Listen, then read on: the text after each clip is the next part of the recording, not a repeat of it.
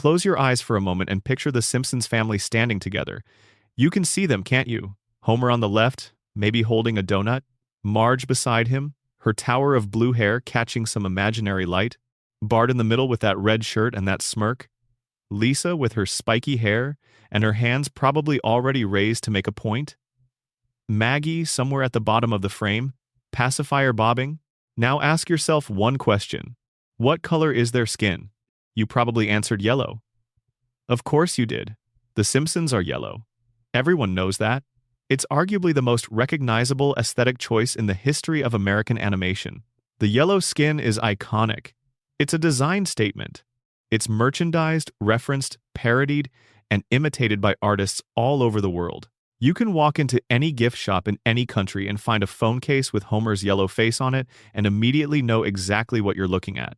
Except here's where things start to get strange. A significant portion of people who grew up watching The Simpsons, people who watched hundreds of episodes across multiple decades, people who could recite entire scenes from memory, swear that the skin tone wasn't always that particular shade. Some of them describe it as a slightly warmer tone in earlier seasons. Some of them describe it as almost peachy during certain scenes, especially indoor scenes or scenes filmed with what the show called soft lighting. Others go further and say they have a genuine, persistent, uneasy memory of the very first season looking noticeably different, almost as if the yellow was dialed down, less saturated, closer to a pale amber than the electric canary yellow that the show settled into. And when they go back and watch season 1 to check, they can't fully shake the feeling that something is different, even though the yellow is right there. Even though it's objectively the same family they remember. Something in the back of their brain keeps quietly insisting that it didn't used to look like this. That feeling has a name now, and you already know what it is. Welcome to The Simpsons Mandela Effect. For the next several hours, we're going to move through every major memory distortion, every false recollection, every detail that millions of people remember wrong or remember differently or simply cannot agree on at all, surrounding one of the longest-running shows in television history. And we're going to do it slowly, carefully, and with enough context that by the time we're done, you'll have a completely different relationship with your own memory of this show. But we're starting with the yellow skin because it's the perfect entry point. It illustrates something fundamental about how the Mandela effect actually works, and understanding that mechanism will help everything that follows feel less like chaos and more like a pattern. So let's go back to the beginning. The Simpsons debuted on the 17th of December 1989, as a Christmas special of sorts. Technically the first full episode of what would become one of the longest-running scripted shows in television history. The animation in those early episodes was produced under extremely tight budget constraints. The show was new. Nobody knew whether it would last a season, let alone 3 decades. And the animation quality reflected that uncertainty. Characters moved differently. Proportions shifted from scene to scene. Colors behaved inconsistently depending on which part of the production pipeline a particular scene moved through.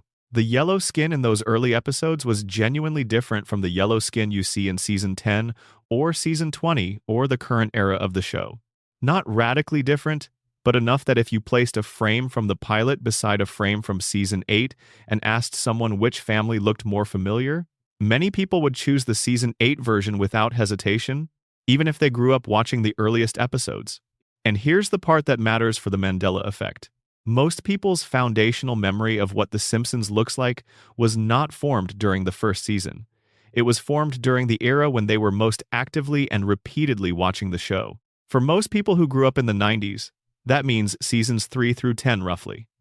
That era had a specific aesthetic, a specific shade of yellow, a specific way the characters moved, and a specific level of detail in the backgrounds. When those same people go back and watch the earliest episodes now, their brain performs an automatic comparison between what it's seeing and what it expects to see, and the mismatch feels significant even when the objective difference is subtle.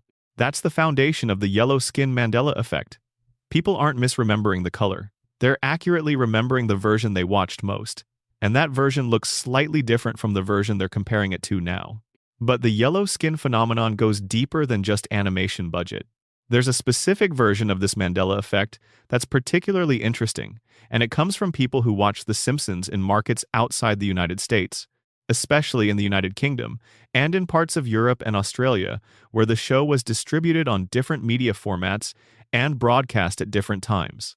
In those markets, the show was often recorded onto VHS tapes with slightly different color settings than the broadcast standard used in America.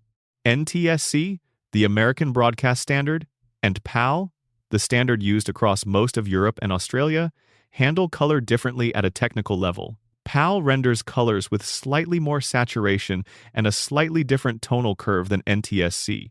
What looks like a bright saturated yellow in NTSC can look warmer and more orange-leaning when converted to PAL, depending on the conversion process used. For an entire generation of international viewers, The Simpsons were slightly less yellow than their American counterparts were watching, and those viewers grew up with that slightly different color as their baseline. When they later watched American broadcasts or DVD releases or streaming versions that defaulted to the NTSC color profile, something felt subtly wrong. The yellow was too bright, too electric, not quite what they remembered. Those viewers aren't experiencing a failure of memory. They're experiencing a collision between two different accurate memories. Two versions of the same show that existed simultaneously in different parts of the world, and the brain cannot reconcile them into a single, coherent recollection. Then there's the question of what color The Simpsons were in your imagination before you actually saw them. This one is subtle and strange and genuinely worth sitting with for a moment. The Simpsons was a cultural phenomenon before most people actually watched it. The yellow family with the distinctive hair appeared in advertisements, on merchandise, in newspaper articles, in the background of other shows and movies as a cultural reference. Many children encountered the image of The Simpsons in print before they ever watched an episode. Magazine covers, newspaper cartoons, greeting cards, sticker sets. In print, the ink used to reproduce The Simpsons' yellow skin varied enormously depending on the printing process and the paper stock. A Simpsons image printed in a glossy magazine in 1991 looked different from the same image printed in a newspaper insert. The skin could range from almost white to a deep mustardy gold depending on where and how it was reproduced. Children who encountered these print images first had their baseline for The Simpsons' appearance set by an average of all those different reproductions, not by the television show itself. And when they later watched the show, the yellow they saw on screen might have felt slightly off from the yellow their brain had already cataloged as correct. Now, let's talk about something else. Something that's directly connected to the yellow skin debate but lives in a stranger corner of it. There's a persistent group of Simpsons viewers who don't just say the yellow was different in early seasons. They say they have a specific memory of an episode, or possibly a promotional clip, in which a character's skin was rendered in a more naturalistic tone, close to flesh-colored, as if the colorists had applied what they thought was a normal human skin tone, and the result was something between peach and light tan. These viewers describe this image with remarkable consistency. A Simpson family member, usually Homer or Marge, rendered in something that looked closer to how a real human being might look if a child colored them in with a standard Crayola skin-toned crayon. There are a few possible explanations for this. The first is that it comes from the earliest development sketches and promotional material that existed before the show settled on yellow as the definitive skin color. Matt Groening and the early art team did experiment with different looks for the family before landing on yellow. Some of those exploratory designs used more neutral skin tones. If any of that development material was ever reproduced in a book, an article, or a documentary that early viewers encountered, the image could have lodged itself in memory alongside the show itself, creating a composite memory that doesn't correspond to any single broadcast episode but isn't entirely invented either. The second explanation is that certain scenes in early episodes, particularly interior scenes with warm lighting, did render the yellow skin in ways that photographically shifted it towards something more orange or amber under the specific television sets and cathode ray tube monitors that people watched the show on in the late 80s and early 90s. CRT televisions did not display color the same way modern flat screens do. Yellows in particular behaved differently. On certain CRT sets, especially older ones with aging phosphors, the yellow of The Simpsons could shift toward a warmer, more golden tone that some people would describe as closer to a tan than to a cartoon yellow. The third explanation is the one that makes the Mandela effect what it is. Some portion of those memories simply doesn't correspond to anything that was ever broadcast or produced. The brain filled in a gap or made a creative addition to an image it had seen many times, and the filled-in version became the one that felt most real. None of these explanations makes the memory wrong in any simple sense. Each of them reflects something real about how memory works, how it collects fragments from multiple sources and assembles them into something that feels unified and definitive. The yellow skin Mandela effect is the perfect starting point for this exploration because it demonstrates that even the most obvious, most iconic, most reproduced visual element of the most recognizable animated family in television history is not stable in human memory. If we can't agree on what color these characters are, we have no chance of agreeing on anything else. And that's exactly what makes the next few hours so interesting. Take a breath, get comfortable, because we've barely started. Drop a comment below and tell us where you're watching from and what time it is there. Whether you're watching at midnight in the UK or winding down on a Sunday morning in the States, we want to know. And if you haven't subscribed yet, now's a good time. There's a lot more of this to go. Section 2. Bart's age, the skateboard, and the grade that changed. Bart Simpson is 10 years old. He has been 10 years old since the 17th of December 1989. He will be 10 years old the next time you watch an episode. He was 10 years old when your parents first watched the show. He was 10 years old during the Clinton administration and the Bush administration and the Obama administration and every administration that has come and gone since.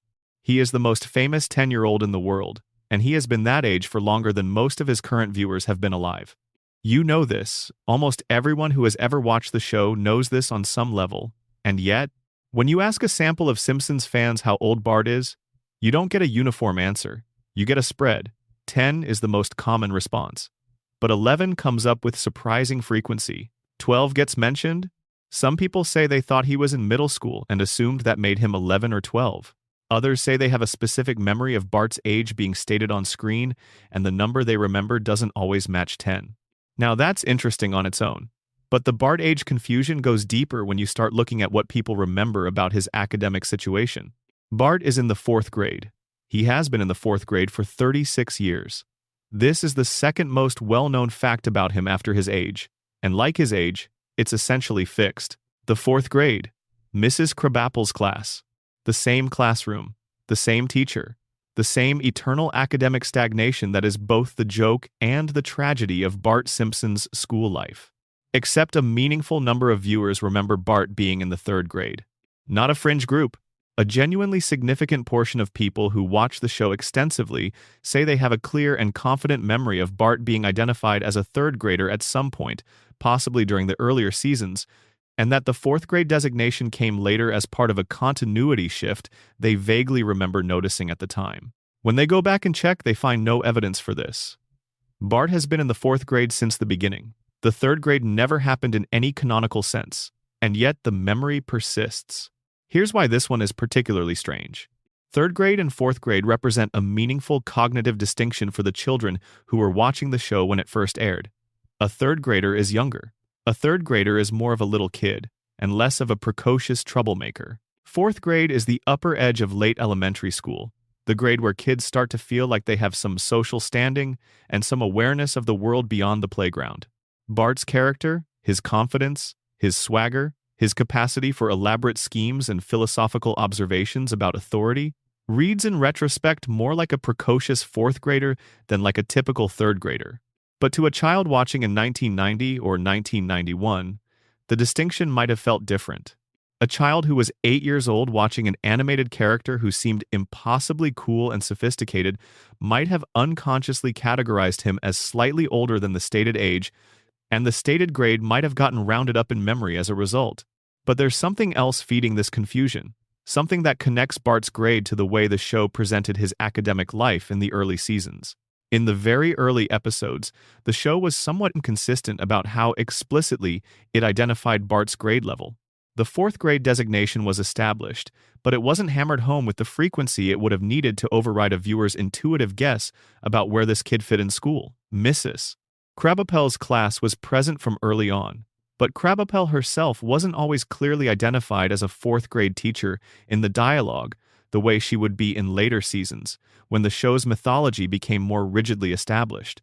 So, viewers filled in the gap, and what they filled it with came from a combination of Bart's apparent maturity level, their own experiences of what elementary school grades looked like, and the ambient noise of having half-remembered dozens of episodes without ever quite latching onto the specific number. Now let's talk about the skateboard. Bart's skateboard is almost as iconic as Bart himself. The image of Bart rolling through Springfield, standing on that board, is burned into the collective memory of an entire generation. It appeared in merchandise, in promotional imagery, in the opening credits, in countless episodes. Here is the question that trips people up. What color is Bart's skateboard? Take a moment and see what your brain produces. Most people who take this question seriously land somewhere between two answers. A significant number say they remember it as blue. Others say orange. Some say red. A smaller group say yellow. Some say it changed colors between episodes or between seasons, which isn't entirely wrong since the show's animation inconsistencies did produce some variation, but the dominant memory response is split between blue and orange in ways that are difficult to explain if you assume everyone's watching the same show. The actual color is something of a contested point even when you go back to the source material, because the skateboard did vary in color across different episodes and different promotional contexts. There are canonical episodes where it appears distinctly orange.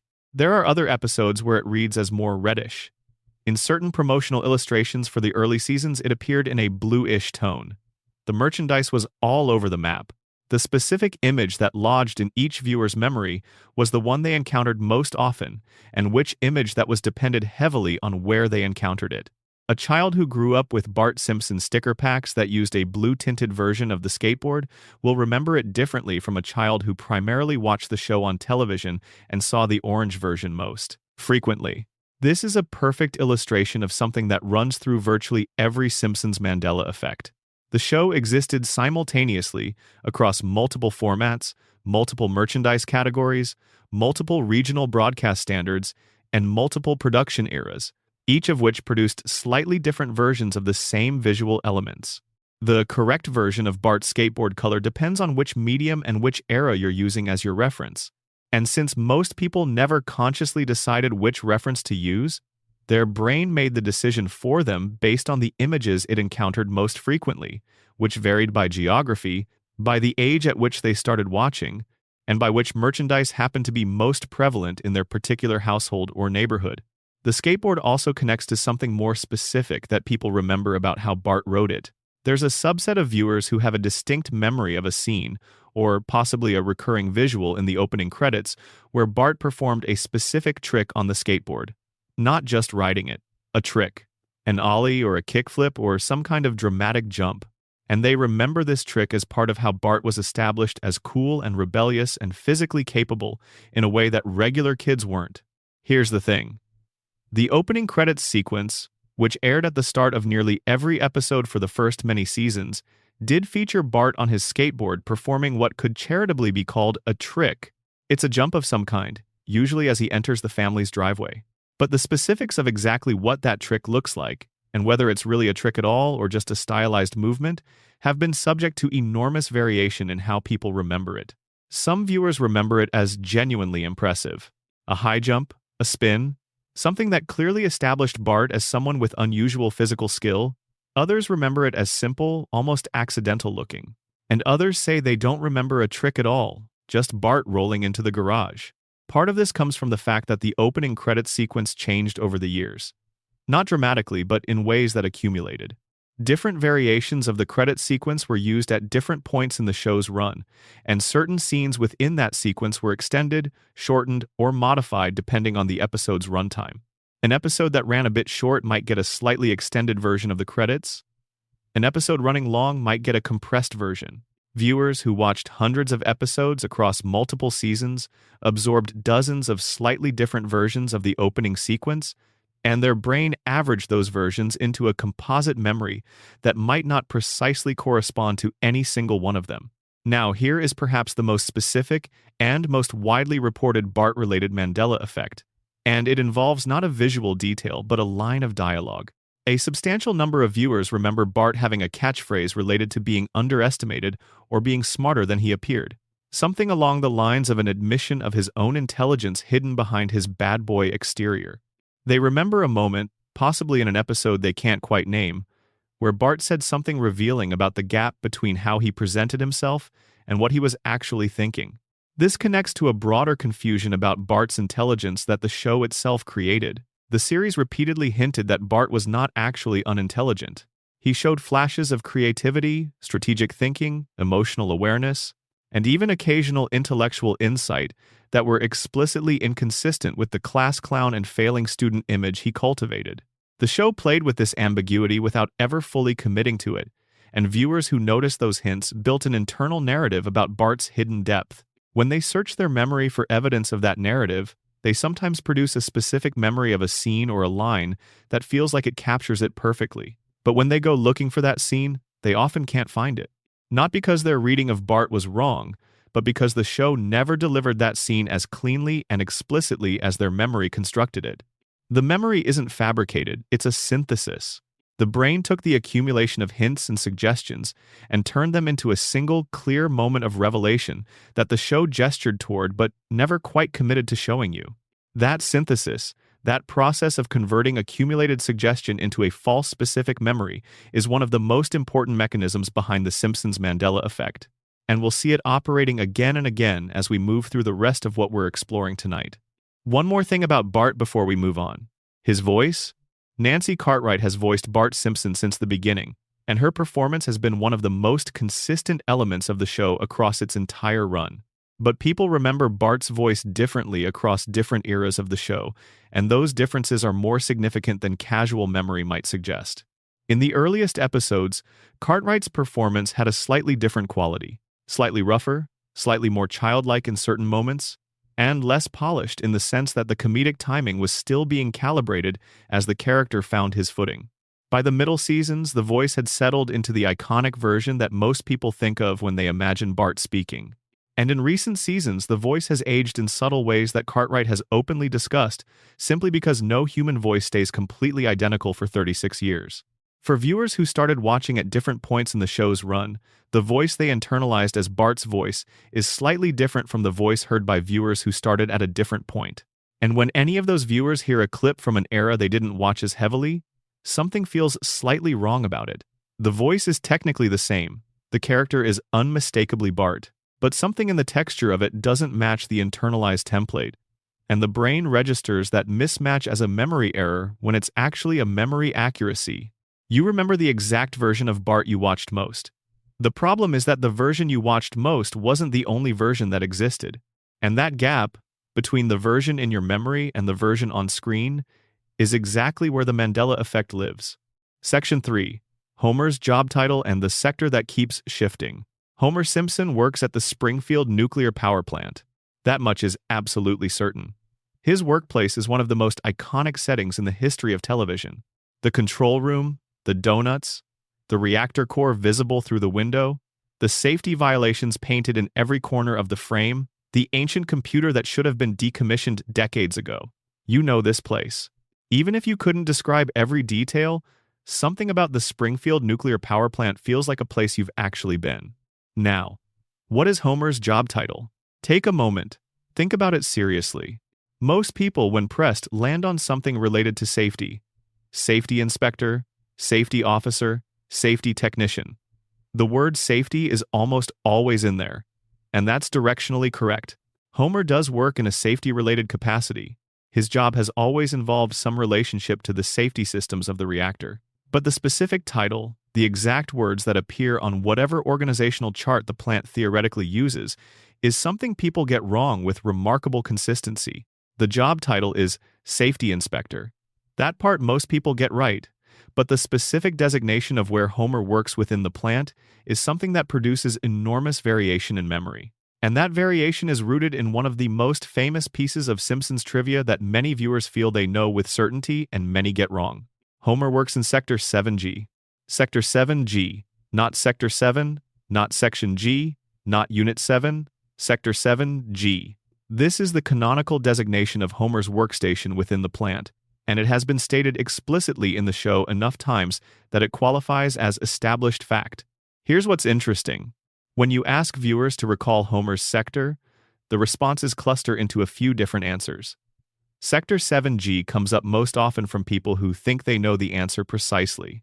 But Sector G, Sector 7, Control Room G, and several other variations come up with notable frequency from people who are nearly as confident that they're right. And here's where it gets more specific. A subset of viewers, when pressed, say they remember Homer's work area being referred to differently at different points in the show. Some say they remember it being called a control room designation at some point, as in Homer's association with a specific control room rather than a sector. Others say they have a memory of the sector number being different, either earlier or later in the show's run, as if the designation changed between seasons. The most intriguing version of this comes from people who say they remember Sector 7G being mentioned explicitly as the worst sector to work in, the most dangerous, the most neglected, the one where safety violations were most severe. They have a specific memory of this being established as part of a joke about Homer's perpetual bad luck or Burns's specific disdain for Homer. They can almost quote the line, "There's no single canonical episode where Sector 7G is established as definitively the worst sector, at least not in a sustained, clearly stated way." The sector's notoriety comes from accumulation of context, from the repeated depiction of its dismal conditions and Homer's evident neglect of it, rather than from any single explicit declaration. But for viewers who watch the show extensively, that accumulation felt like a declaration. The brain converted the sum of all those implied jokes into a specific memory of having been told the thing directly. And now when they try to find the episode where it was said, they can't, because the episode where it was said doesn't exist. The information was delivered over 30 episodes across several seasons, not in a single scene. Now let's talk about what Homer actually does within Sector 7G. Because this is another area where memory produces some genuinely interesting variations. The show established early on that Homer's responsibilities within the plant were related to preventing nuclear incidents, monitoring reactor systems, and responding to safety alerts. In practice, the show depicted him sleeping at his console, eating donuts, pressing buttons at random, and occasionally causing the very incidents he was supposed to prevent. His incompetence as a safety inspector was one of the show's foundational running jokes. But people remember the specific nature of his incompetence differently. Some viewers have a clear memory of Homer's job involving a specific physical control or lever that he was supposed to monitor, a control that could not, under any circumstances, be left unattended. And they remember specific episodes built around Homer leaving that control unattended and the consequences that resulted. Others remember Homer's role as being more passive, more of an observer who was supposed to notice problems and report them, but who primarily sat in his chair and slept through any problem that arose. Both versions exist in the show. The show used both framings of Homer's job at different times depending on what the specific episode required. Sometimes his role was presented as requiring active monitoring. Sometimes it was presented as a passive watchman's post. The inconsistency was never addressed because the inconsistency was in service of whatever joke was being told that week. Viewers who watched the show without consciously cataloging these inconsistencies averaged the two versions together into a single memory of what Homer did at work, and that averaged version is slightly different for everyone depending on which episodes they watched most attentively.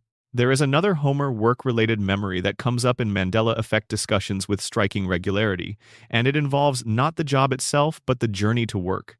The opening credits of the show famously featured Homer racing out of the plant at the end of his shift, nearly getting run over, stumbling through various obstacles, and eventually making it home to the couch where the family assembled. This sequence was one of the most repeated images in American television during the 90s because it played at the start of nearly every episode. Most viewers could reconstruct it from memory in reasonable detail, but the specific route Homer takes, the specific obstacles he encounters, the specific visual gags in that sequence, are remembered differently by different people in ways that are hard to explain purely by reference to the show's many small variations in the opening credits over the years. Some people remember Homer dropping something during the credits sequence that was different from what was actually dropped. The canonical version has Homer dropping a glowing piece of nuclear material, which he stuffs down his shirt and takes home. This is well established. But a number of viewers remember the dropped object differently. Some remember it as a tool of some kind. Others remember it as a piece of food. A smaller group remember there being multiple dropped items in a sequence. Part of this comes from the fact that certain versions of the opening sequence did vary this detail as part of the show's habit of making small adjustments to the credits as seasons progressed. But part of it comes from something more fundamental. The opening sequence played so many times that viewers stopped actively watching it at some point. It became background, something that played while you settled in or grabbed a snack or finished a conversation. and information absorbed as background rather than as active viewing is stored differently. It's less precise. It's more susceptible to the brain filling in expected details based on pattern rather than actual observation. Most viewers never sat down and deliberately memorized the opening sequence. They absorbed it passively across hundreds of viewings, and the version they absorbed passively is a smoothed-out average that differs in small but meaningful ways from any specific broadcast version. Homer's job also connects to something people remember incorrectly about Mr. Burns's relationship with Homer specifically, and that's worth spending some time on. One of the show's longest-running and most beloved running jokes is that Mr. Burns cannot remember Homer's name, despite Homer having worked for him for decades. Burns routinely refers to Homer as a series of incorrect names, and the joke is that Homer is so utterly unremarkable to Burns that even his basic identity fails to register. The way people remember this joke is interesting. Many viewers remember it as absolute and total. Burns never knows Homer's name. Not once. Not ever. The joke is a complete and permanent blank. That's not entirely accurate. There are moments in the show's history where Burns does seem to correctly identify Homer, or where he comes close enough that the absolute version of the joke doesn't quite hold.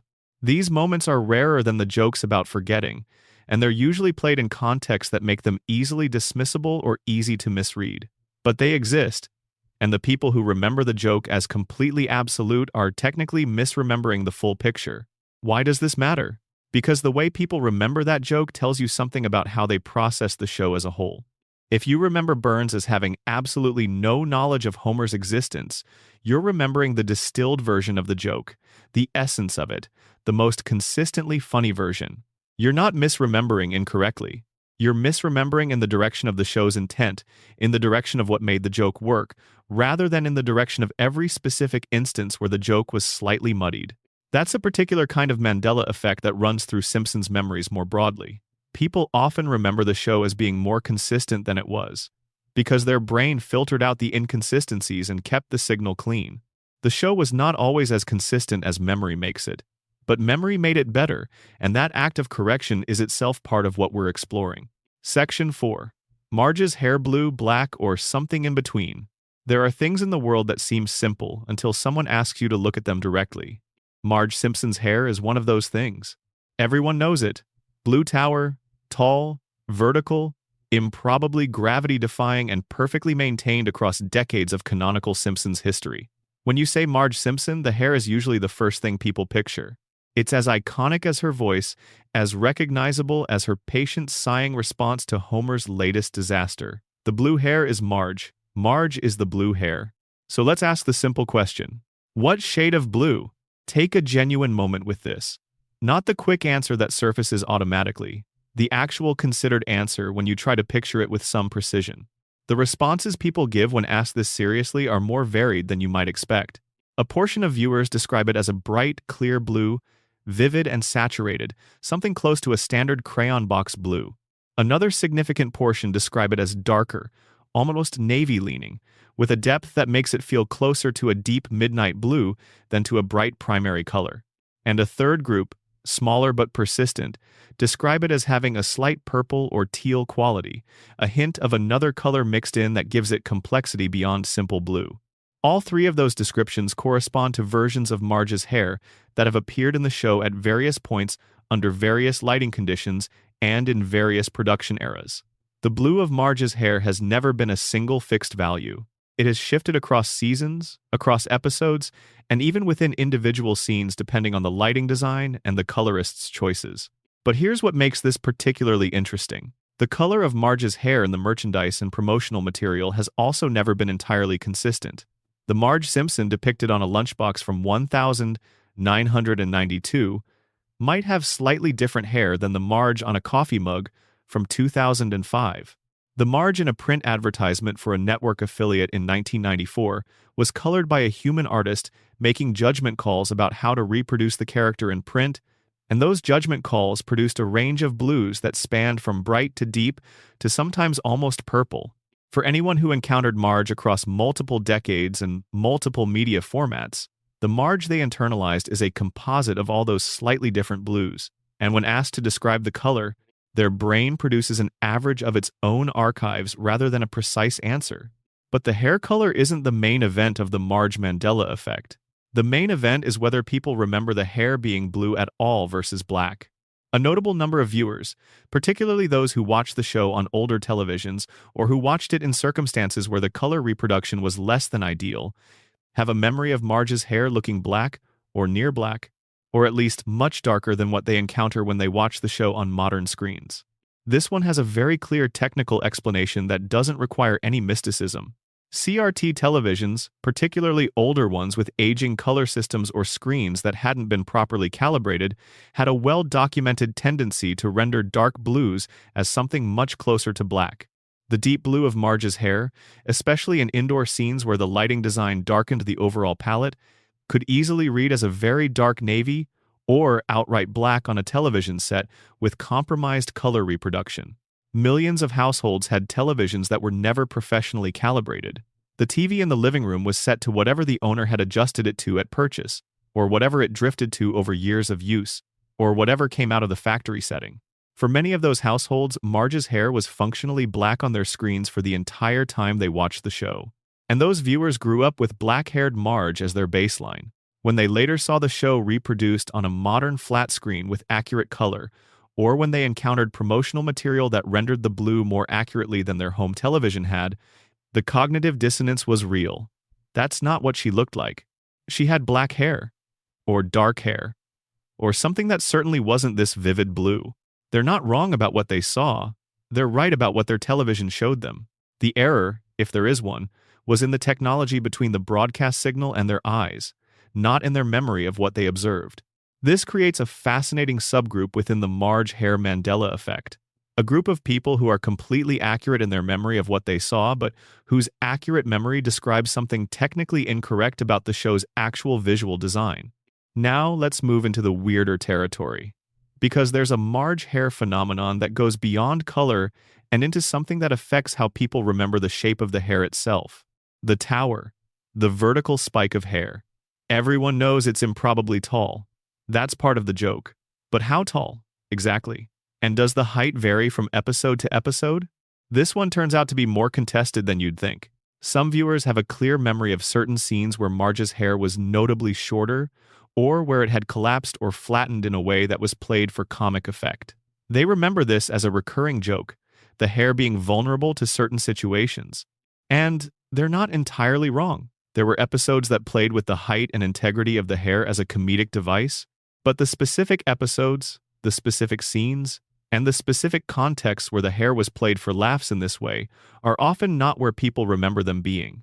The most commonly cited memory in this subgroup is a vague recollection of an episode where Marge's hair was definitively deflated by some external event, and the family's reaction to seeing her without the tower was played as a kind of revelation. The hair was the armor, the identity marker, and seeing it gone was seeing something fundamental about Marge exposed. There are episodes that touch on this concept. There are episodes where Marge's relationship to her hair is explored in ways that have emotional weight. But the specific episode that crystallized this memory for many viewers, the one where the tower definitively came down and everyone reacted, doesn't exist as cleanly as people remember it. What exists is a collection of related moments spread across the show's history that the brain has consolidated into a single memory of a single episode. That consolidation happens with emotionally resonant material. The idea of Marge without her tower of hair is emotionally significant in a way that arbitrary plot points aren't. It touches something about identity and vulnerability and the performance of selfhood that makes it memorable. And because it's emotionally significant, the brain held on to it more tightly than it held on to the specific episode where it happened. The emotion survived. The context got smeared. There's one more hair-related phenomenon worth noting before we move on, and it connects not to the visual appearance of the hair, but to something about how the character uses it. In one of the show's most famous running details, Marge keeps things in her hair. She stores items in the tower. This was a recurring gag across multiple seasons. The hair as a storage unit, a secret compartment, a place where practical Marge kept things she needed at hand. The specific items that various viewers remember being stored in the hair vary enormously. Keys come up often, money comes up, personal documents, the family emergency stash, tools of various kinds. What's interesting about this is that the show did feature the hair as storage joke on multiple occasions, but the specific items stored changed from episode to episode. There was never a consistent canonical list of what lived in Marge's hair. Each time the joke was used, it was reframed for whatever the episode's story required. So viewers who remember this phenomenon accurately remember that things were kept in the hair, but the specific things they remember aren't always the ones that appeared in any particular episode. Their brain took the joke's logic and populated it with whatever items felt right for the character, and those items became part of the memory. Marge kept a first aid kit in her hair, some viewers insist. Others say it was cash, emergency cash for the family. Others say it was something specific to a particular episode they can almost name. All of these memories feel real and specific. None of them are entirely wrong, and none of them correspond precisely to a single canonical moment that explains all of them. That's Marge's hair in the Mandela effect, a simple, iconic visual that turns out to be a different blue for everyone, a different height in different scenes, a different storage unit in different memories, and a different shade of familiar every time someone tries to look at it directly.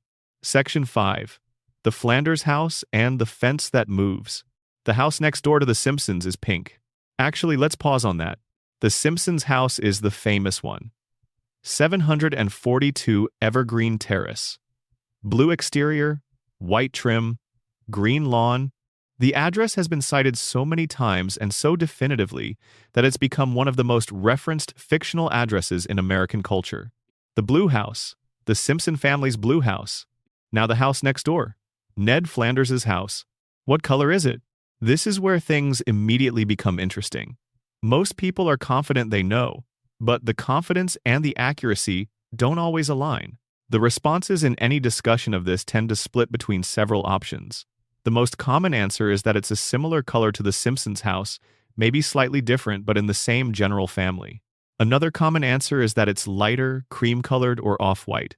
Some people say it's distinctly different from the Simpsons house, a completely different color chosen to visually distinguish the two families.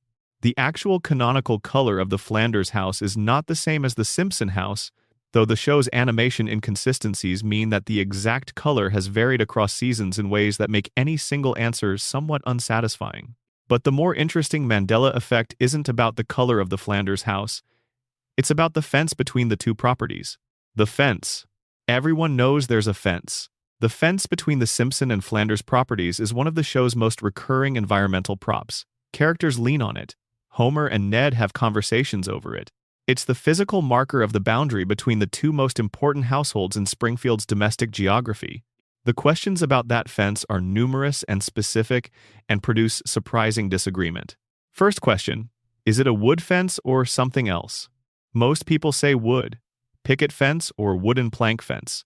Something traditional and suburban. That's the general consensus, and it's directionally correct. Second question, what color is the fence? This is where things split. White is the most common answer, but a substantial number of viewers remember it as natural wood, unfinished or unstained, rather than painted white.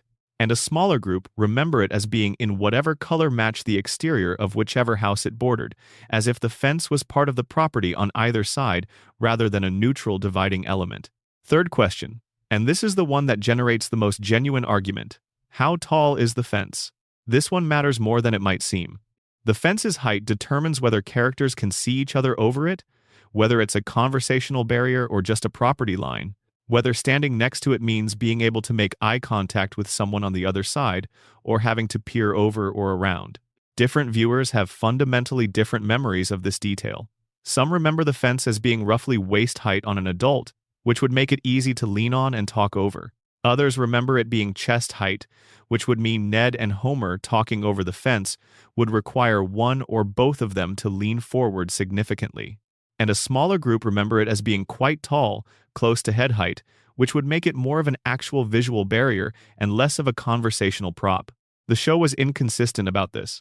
The fence's apparent height changed between shots within single episodes, sometimes because of a camera angle, sometimes because of simple animation error.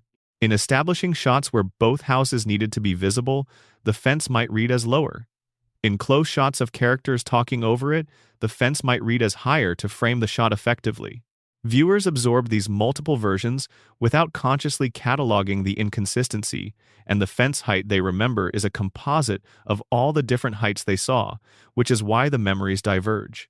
But there's something more specific and more persistent about the fence that comes up repeatedly in Mandela effect discussions.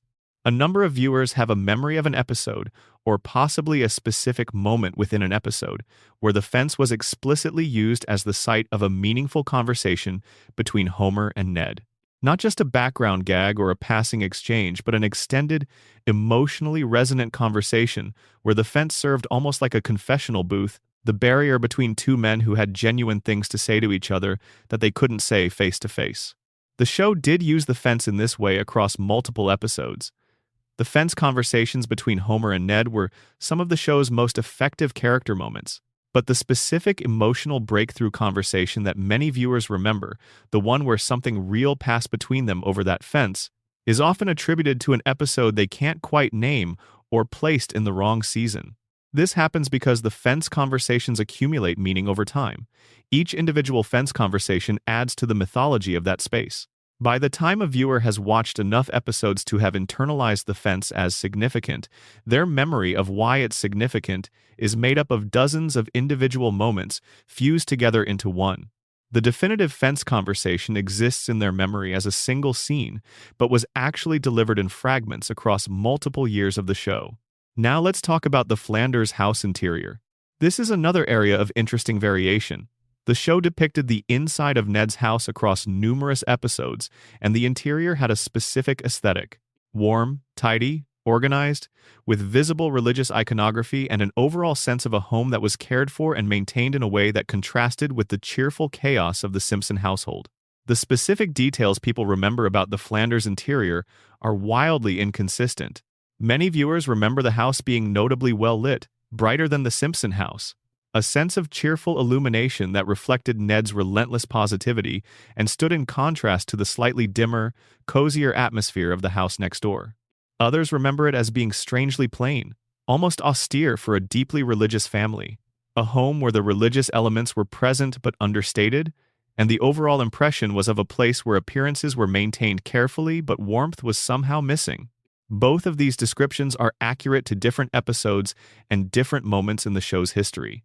The Flanders house changed visual character somewhat, depending on what emotional function it was serving in a given episode.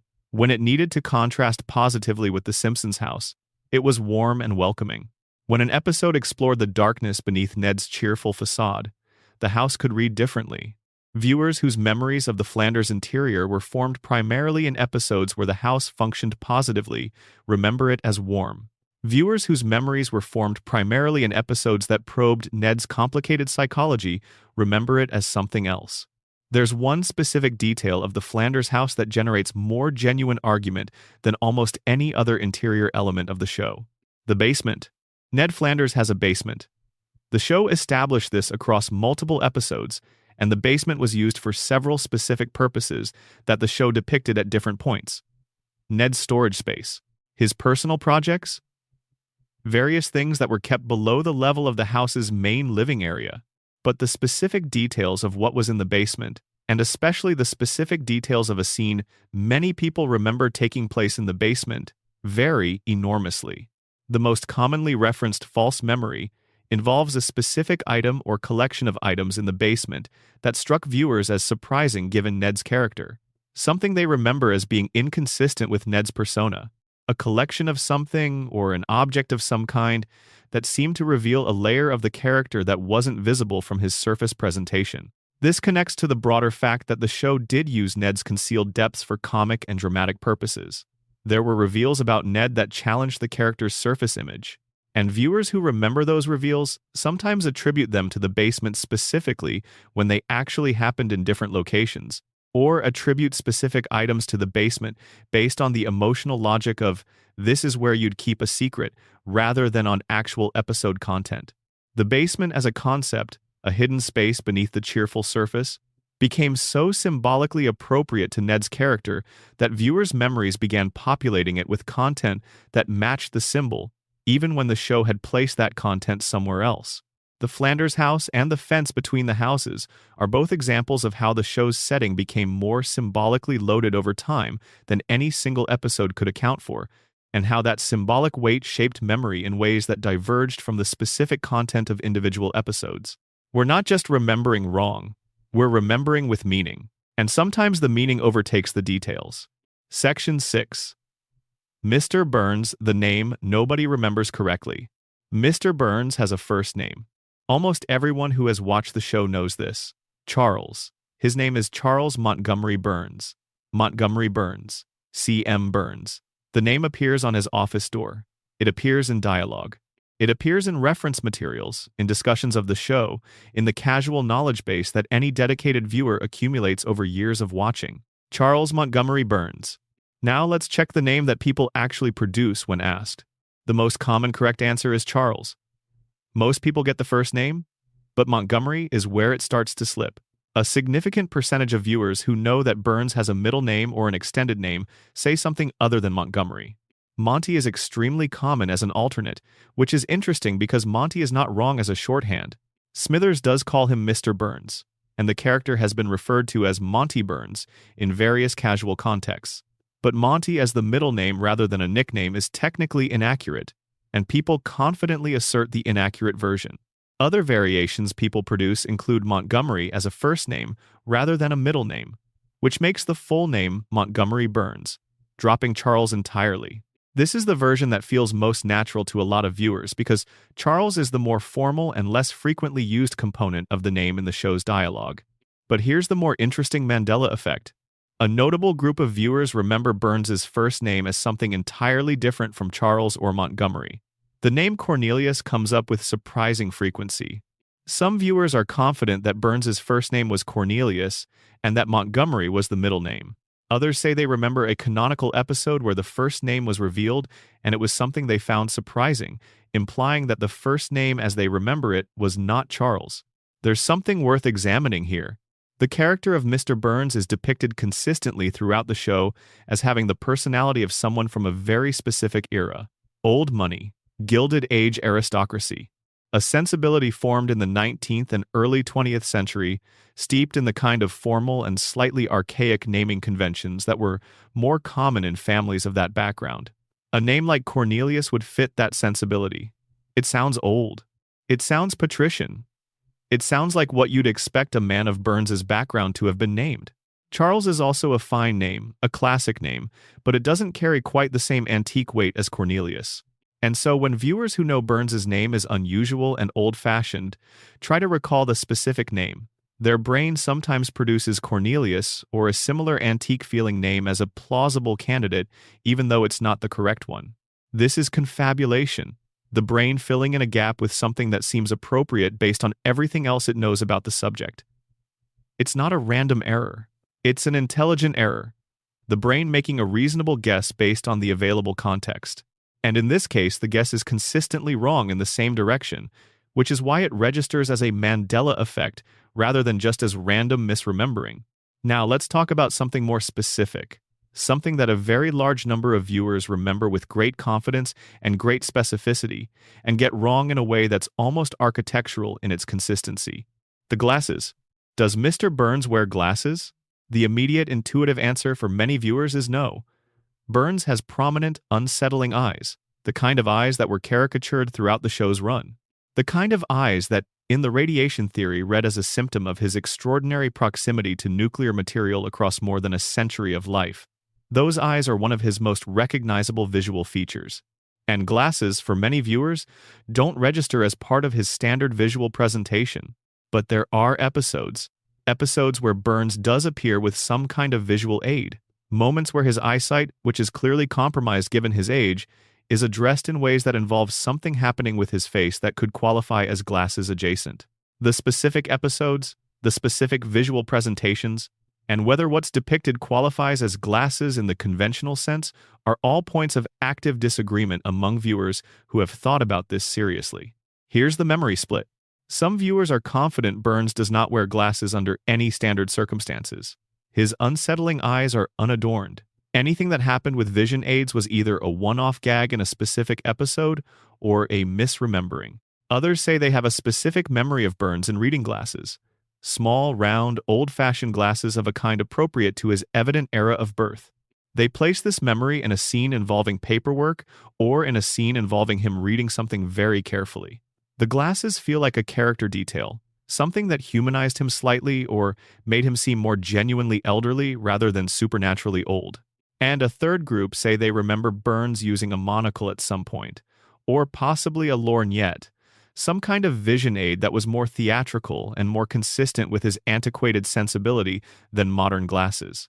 All three groups are confident. Not all three groups can be right. What's actually in the show regarding Burns and vision aids is complicated by the fact that animation of glasses, monocles, and similar accessories on a character whose eyes are already so stylized is inherently tricky, and different animators handling different episodes made different choices about how to handle the character's vision issues at various points. The memory divergence on this detail reflects that production inconsistency more than it reflects any single clear fact that everyone misremembers. But there's another Burns-related Mandela effect that goes beyond visual details and into something more substantive: the way Burns dies, or rather, the way he nearly dies. The ways he nearly dies, repeatedly, across the show's history. Burns has come closer to death more times than almost any other character. He has been shot. He has collapsed. He has been subjected to medical interventions that the show describes as equivalent to rebuilding him from scratch. He has survived things that should not be survivable. But the sequence of these near-death experiences in viewers' memories is enormously jumbled. People remember Burns nearly dying from causes that don't match when they actually happened. They remember him being hospitalized in episodes that are different from the ones they actually match. They attribute specific moments of his near death to wrong seasons. The most common confusion involves the shooting in the Who Shot Mr. Burns storyline and how Burns's recovery is remembered in relation to other moments where his health was depicted as precarious. The shooting is chronologically the most famous Burns health crisis, but it's not the only one, and the others blur together in memory in ways that make it difficult to accurately separate which crisis happened when. Part of this is because Burns's fragility was such a consistent element of his character that individual moments of it are hard to distinguish from each other in memory. His frailty was always present. The specific moments where it became a plot point blend into the background of General Burns as ancient and crumbling. The other Burns phenomenon worth extended attention is the way people remember his relationship with Smithers. Specifically, the emotional register of that relationship and how explicitly the show acknowledged what it was depicting. Most contemporary viewers understand the Smithers-Burns dynamic to involve an unambiguous, unrequited devotion that the show handled with varying degrees of explicitness across different eras. Smithers was in love with Burns. This was not a subtext. This was a text that the show acknowledged, addressed, joked about, and occasionally gave real emotional weight. But the degree to which viewers remember the show as having acknowledged this explicitly differs significantly based on when they were watching and how much of the show they'd seen.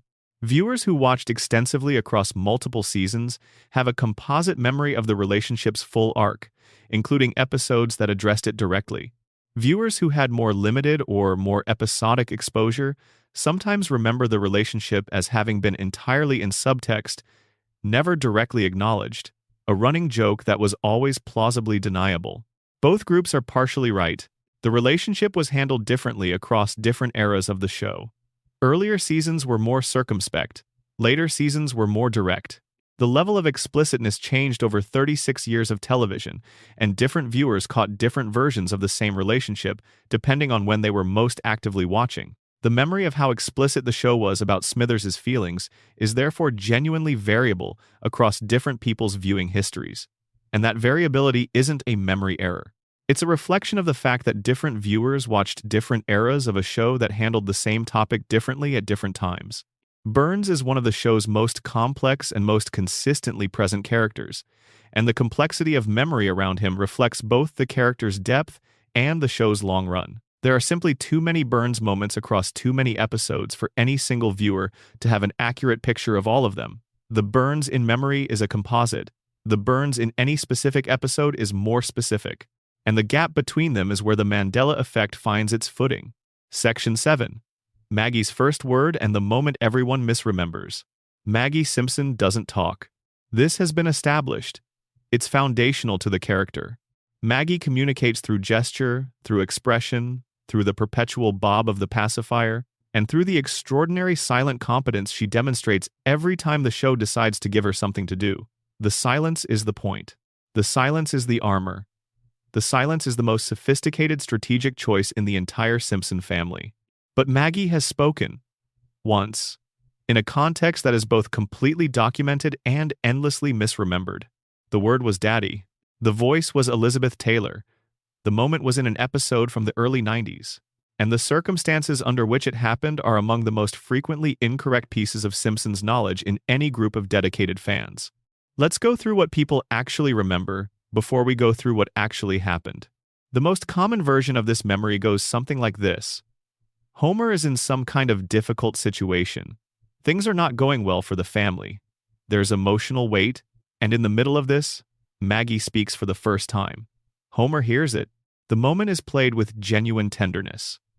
Maggie's first word is directed specifically at Homer, and the scene is one of the most emotional moments in the show's early seasons. The emotional core of that memory is accurate, but the specifics are layered with distortions that accumulate in interesting ways. First, the setup. A number of viewers remember the episode as being one where Homer was specifically questioning his worth as a father, as if the first word was offered in direct response to his insecurity. The word daddy arriving at the exact moment Homer most needed to hear it. This is such a perfect dramatic construction that the brain gravitates toward it as the explanation for why the moment was so affecting. But the actual context of the episode and the specific circumstances under which Maggie's first word was delivered don't exactly match that clean dramatic arc for everyone who describes it. Different people place the moment in different episodes.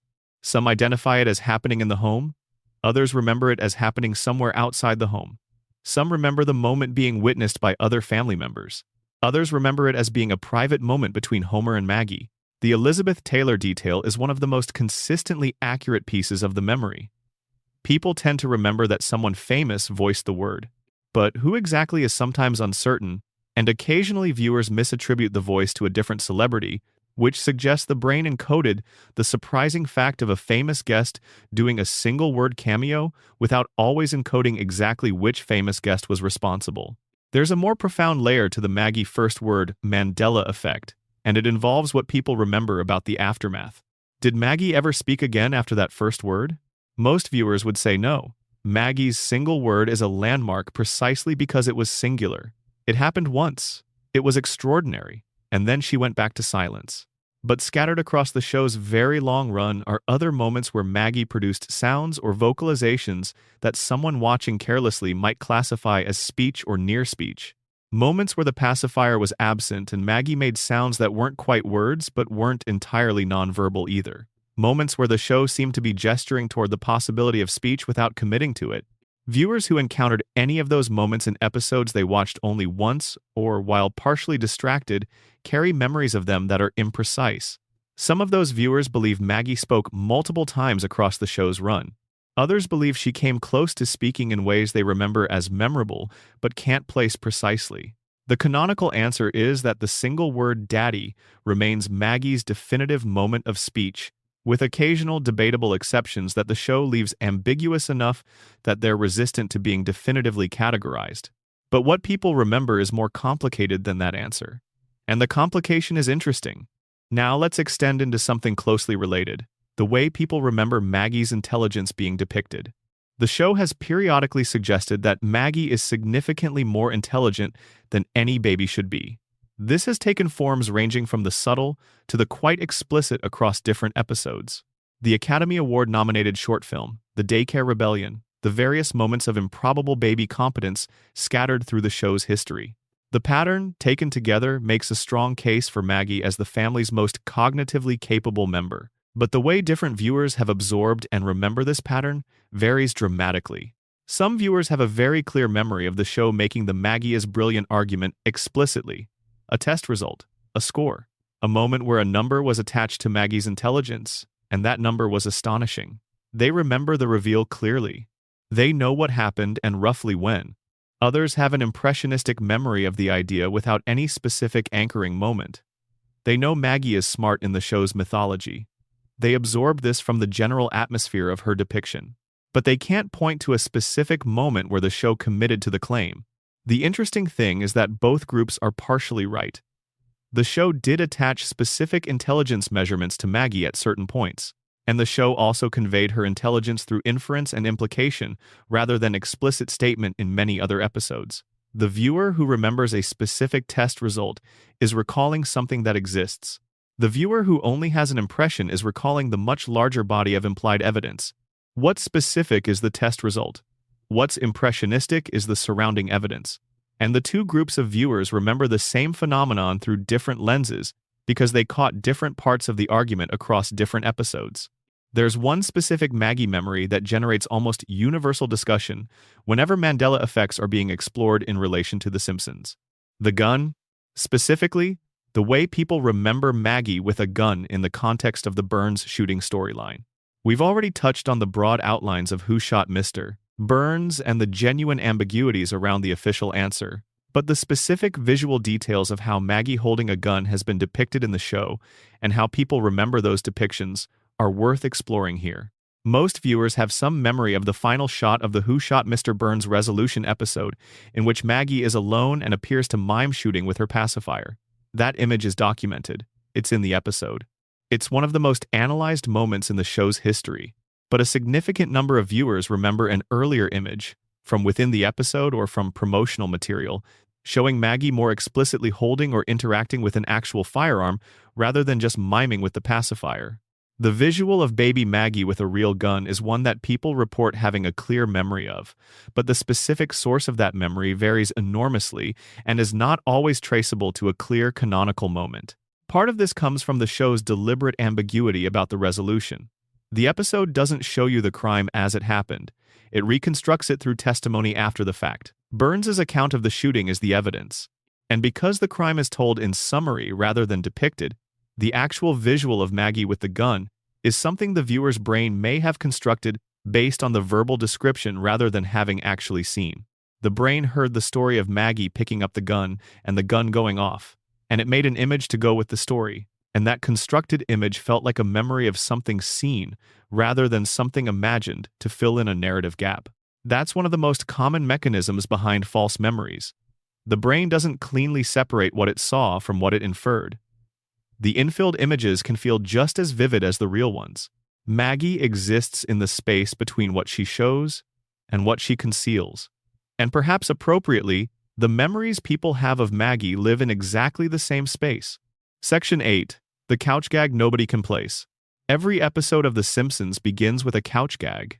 Or almost every episode. There are exceptions. There are episodes where the couch gag is replaced by something else, or extended into something that takes over the entire opening sequence, or absent entirely for reasons of runtime or creative choice. But in general, when The Simpsons opens, there's a couch gag. For viewers who have watched the show across any significant stretch of its run, the couch gag is one of the most accumulated pieces of visual knowledge in their memory bank. There are hundreds of them, maybe over 1,000 depending on how you count variations and meta gags and special episodes.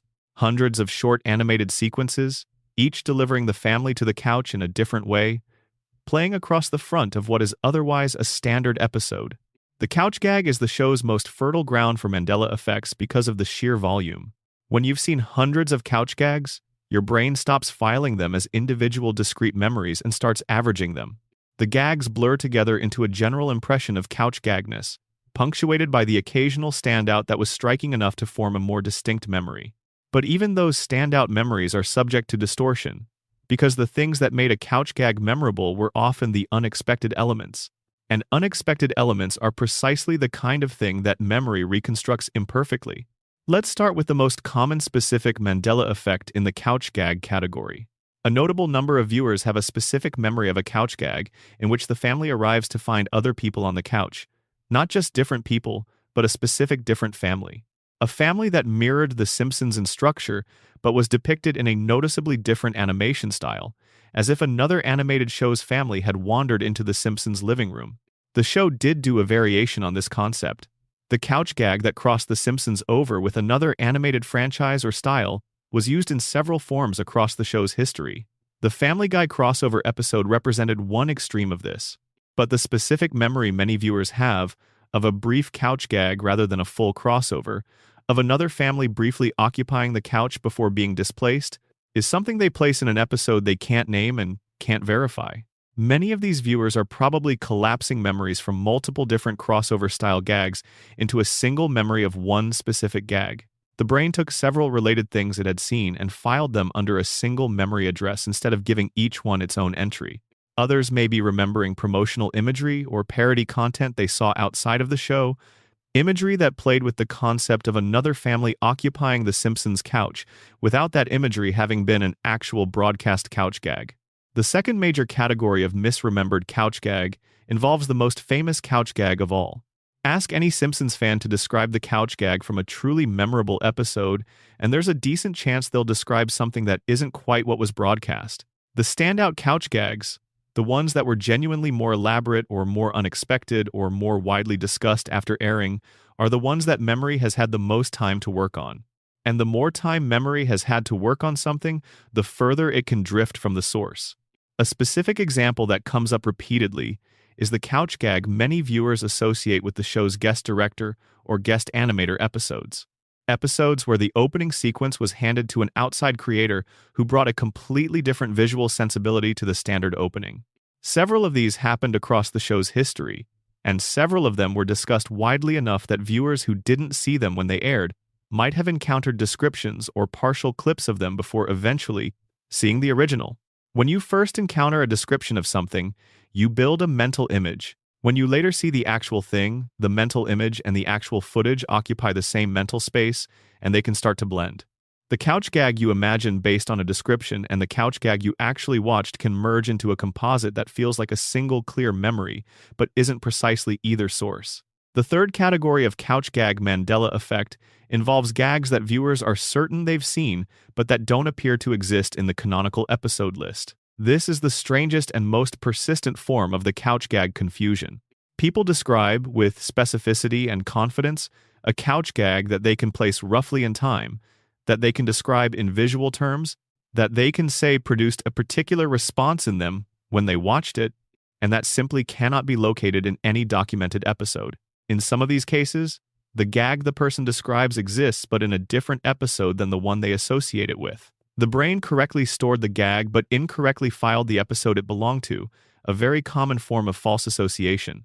In other cases, the gag the person describes is a composite of two different gags, one remembered correctly and one remembered with distortions, merged into a single new gag that didn't exist separately from its components. And in a small but genuine number of cases, the gag described appears to be something the brain generated based on the patterns of what couch gags tend to do. A plausible couch gag that the brain produced as a fill-in for a gap in memory, and that subsequently lodged itself as a genuine recollection.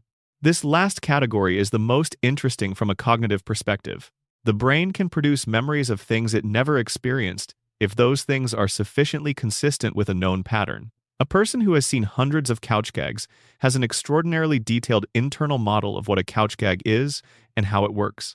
The brain can use that model to generate a plausible new couch gag on demand. And if that generated couch gag gets stored in memory the way real experiences do, it becomes indistinguishable from a real one. You can remember things that never happened, not because your brain is broken, because your brain is so good at modeling patterns that it can generate pattern-consistent instances it never actually observed. Couch gags are the perfect test case for this.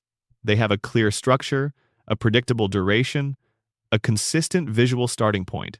Your brain knows exactly what the parameters of a couch gag are, and it can produce a new one that meets all those parameters without any problem.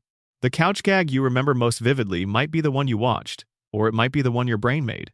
From inside the memory, they're identical. Section 9. Lisa's saxophone. The note that haunts people.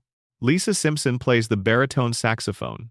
That specific detail, baritone saxophone rather than just saxophone, is one of the more frequently tested pieces of Simpsons trivia. And it's something that a specific kind of viewer gets right almost reflexively because the type of saxophone Lisa plays matters to the show's visual presentation of her in a way that the audience absorbed even without consciously registering it. A baritone saxophone is large, It's the second largest saxophone in common use. On a small child, it's enormous. The visual joke of tiny 8-year-old Lisa carrying, holding, and playing this massive instrument is part of the character's design. The instrument says something about her. She chose something serious, something oversized, something that required commitment and physical effort and a willingness to be slightly ridiculous in pursuit of something she found beautiful. But here's where the Mandela effect starts. The specific type of saxophone is something that many viewers have stored incorrectly. Alto saxophone is the most common wrong answer. Alto is the saxophone most people are familiar with from school band programs, from popular music, from the general cultural image of someone playing jazz. When people try to recall what kind of saxophone Lisa plays and they don't have the specific fact committed to memory, their brain produces alto because that's the default saxophone in the cultural imagination. Others say tenor. Tenor is the saxophone most associated with jazz improvisation, with bebop, with the kind of musical seriousness that Lisa as a character embodies. It's a plausible answer given everything else about the character. Both of these answers are wrong, and the specific wrongness of each reflects something interesting about how the respondent relates to the character. The alto answer people are drawing on general saxophone knowledge applied to a generic context. They know Lisa plays saxophone, they know saxophone's common forms, they produce the most common form. The tenor answer people are drawing on the character's emotional associations. Lisa is a jazz serious musician. Tenor feels right for a jazz serious musician. They're answering based on character logic rather than visual evidence. Neither group is drawing on a specific memory of the actual instrument depicted in the show. They're drawing on different versions of what fits the character, and the specific fact got lost in the inference. Now let's go to the deeper Mandela effect territory. The sound. Lisa's saxophone has a distinctive sound in the show. The saxophone tones used to represent her playing have been part of the show's sonic texture since the beginning, as recognizable as the Simpsons theme itself. When Lisa plays, the audience knows it. The sound is established. But people remember specific pieces of music that Lisa played in specific episodes, with very inconsistent accuracy. There's a subset of viewers who have a very specific memory of Lisa performing a particular piece of music in a very particular episode. They can describe the episode's emotional context. They can describe why the moment felt significant. They can describe the piece of music as clearly jazz-inflected and quite beautiful, and they associate this musical moment with a specific emotional arc in Lisa's storyline. When you probe these memories carefully, you often find that the musical moment is real but has been transplanted. The piece of music was played in a different episode than the one the viewer associates with it. Or the emotional context they describe belongs to a different musical moment from the one they're thinking of. The elements are all from the show, but they've been recombined. Lisa has played saxophone across hundreds of episodes. Any given piece of music she played in one episode gets associated in memory with the emotional context of a different episode that happened to be most meaningful to the viewer. The music and the emotion are real. They just didn't necessarily happen at the same time. There's something else that connects Lisa's musical moments to the Mandela effect in an interesting structural way. Music is encoded in memory differently from other sensory information. Auditory memories, especially musical ones, are often more vivid and more emotionally resonant than visual memories. The emotional charge of music can make the context around a musical moment feel more significant and more fixed in memory than it actually is. This means that Lisa's musical moments carry an unusually high risk of false context. The moment felt so important that the brain committed the feeling to memory with precision while being less careful about the surrounding details. You remember how it made you feel. You remember the music itself, or something close to it. But the specific episode, the specific plot circumstances, the specific relationship between the music and the story in that episode, these blur. And because the emotion was strong, the brain fills in those blurred details with confidence. It produces a coherent story around the emotional core, and that story might not match the actual episode at all. Lisa's relationship to jazz in particular connects to a famous episode that many viewers remember differently from each other. The episode about Lisa's relationship with a jazz musician who recognized her talent is one of the most beloved in the series. The specifics of who that character was, exactly what happened in their relationship, and precisely what the episode concluded are things that different viewers remember with interesting variation.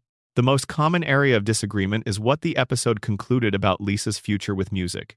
Some viewers remember it as decidedly optimistic. The musician recognized her talent, and the episode ended on a note of genuine possibility. Others remember it as more bittersweet. The musician's validation was real but came with an implicit understanding of how hard the road ahead would be.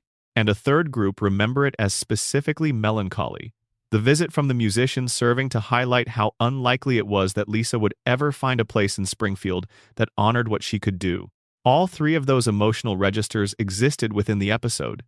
The episode itself is more ambiguous than any single interpretation captures, and viewers took from it the interpretation that matched what they needed the episode to say. The version they took with them became the version they remembered. And none of those versions is wrong as an interpretation, but they're different from each other in ways that mean different viewers have different memories of what the episode was actually about. Now let's talk about something that's specifically connected to Lisa's saxophone in a way that isn't about music at all. There is a persistent memory among a notable segment of viewers that Lisa's saxophone was at some point damaged or lost or taken from her in a specific episode, and that the episode dealing with this was one of significant emotional weight. The saxophone was removed from her life, temporarily at least, and the episode explored what it meant for her to be without it. The show has touched on Lisa's relationship to her saxophone in ways that go beyond simply depicting her playing it. The instrument as part of her identity, the instrument as something that connected her to who she was in a community that didn't always celebrate who she was. The idea of Lisa without her saxophone is emotionally resonant because the saxophone is so bound to her character's core. But the specific episode where it was taken from her, or damaged, or where she faced the genuine possibility of losing it, is something that people place in different episodes and describe with varying specifics. Some of those descriptions correspond to real episodes. Others are composites. Others appear to be things viewers expected the show to do, given Lisa's relationship to the instrument, that the show may have gestured toward but never fully committed to in the specific form viewers remember. The saxophone is an extension of Lisa herself, and the way people remember the saxophone says something about how they remember Lisa. The memories are shaped by how much they cared about the character, and caring shaped the memories toward coherence and significance rather than toward precision and accuracy. That's not a flaw in the people who have these memories. It's a very human thing. We remember what we loved in the way we loved it. Section 10. Krusty, Sideshow Bob, and the clown everyone rebuilt from nothing. Krusty the Clown is one of the show's most complicated characters. On the surface, he's simple. A clown, a children's television entertainer, a person whose entire professional persona is built around joy and spectacle and the performance of delight. And beneath that surface, the show has spent 36 years revealing a character of extraordinary depth and sadness. A man who was estranged from his father. A man whose vices were numerous and well documented. A man who treated his employees with varying degrees of contempt and whose genuine capacity for warmth appeared only intermittently, like a signal breaking through interference. The Mandela effects around Krusty are numerous and specific, and often connect to details of the character that the show handled differently across different eras. Let's start with the most commonly raised one, Krusty's Jewish identity. The show established early on that Krusty is Jewish. His father was a rabbi. His estrangement from his father was rooted in his choice to become an entertainer rather than follow his father into religious life. This backstory was one of the show's more poignant character revelations, and the episode that explored it is considered among the best of the early seasons. But the way people remember the degree to which Krusty's Jewish identity was foregrounded across the full run of the show varies significantly. Some viewers remember the Jewish identity as being a consistent and regular part of Krusty's character depiction, referenced frequently and integrated into the general texture of his characterization. For these viewers, Krusty's religion wasn't just a one-off backstory but a running element of who he was. Others remember it as being established in that one episode and then largely absent from the ongoing show, a dramatic reveal that didn't produce much ongoing continuity. Both of these experiences are somewhat accurate for different periods of the show's run. The episode that explored Krusty's relationship with his father was a significant creative effort that the show didn't immediately follow up on in kind. In later seasons, as the show built out its character mythologies more extensively, Krusty's Jewish identity came up more regularly. But the degree to which it was present in any given viewer's experience depended on when they were most actively watching.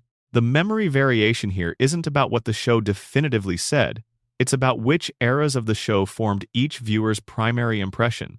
Now to the physical details that people misremember. Krusty's appearance is one of those cases where the iconic elements are so clear that the details around them get fuzzed out.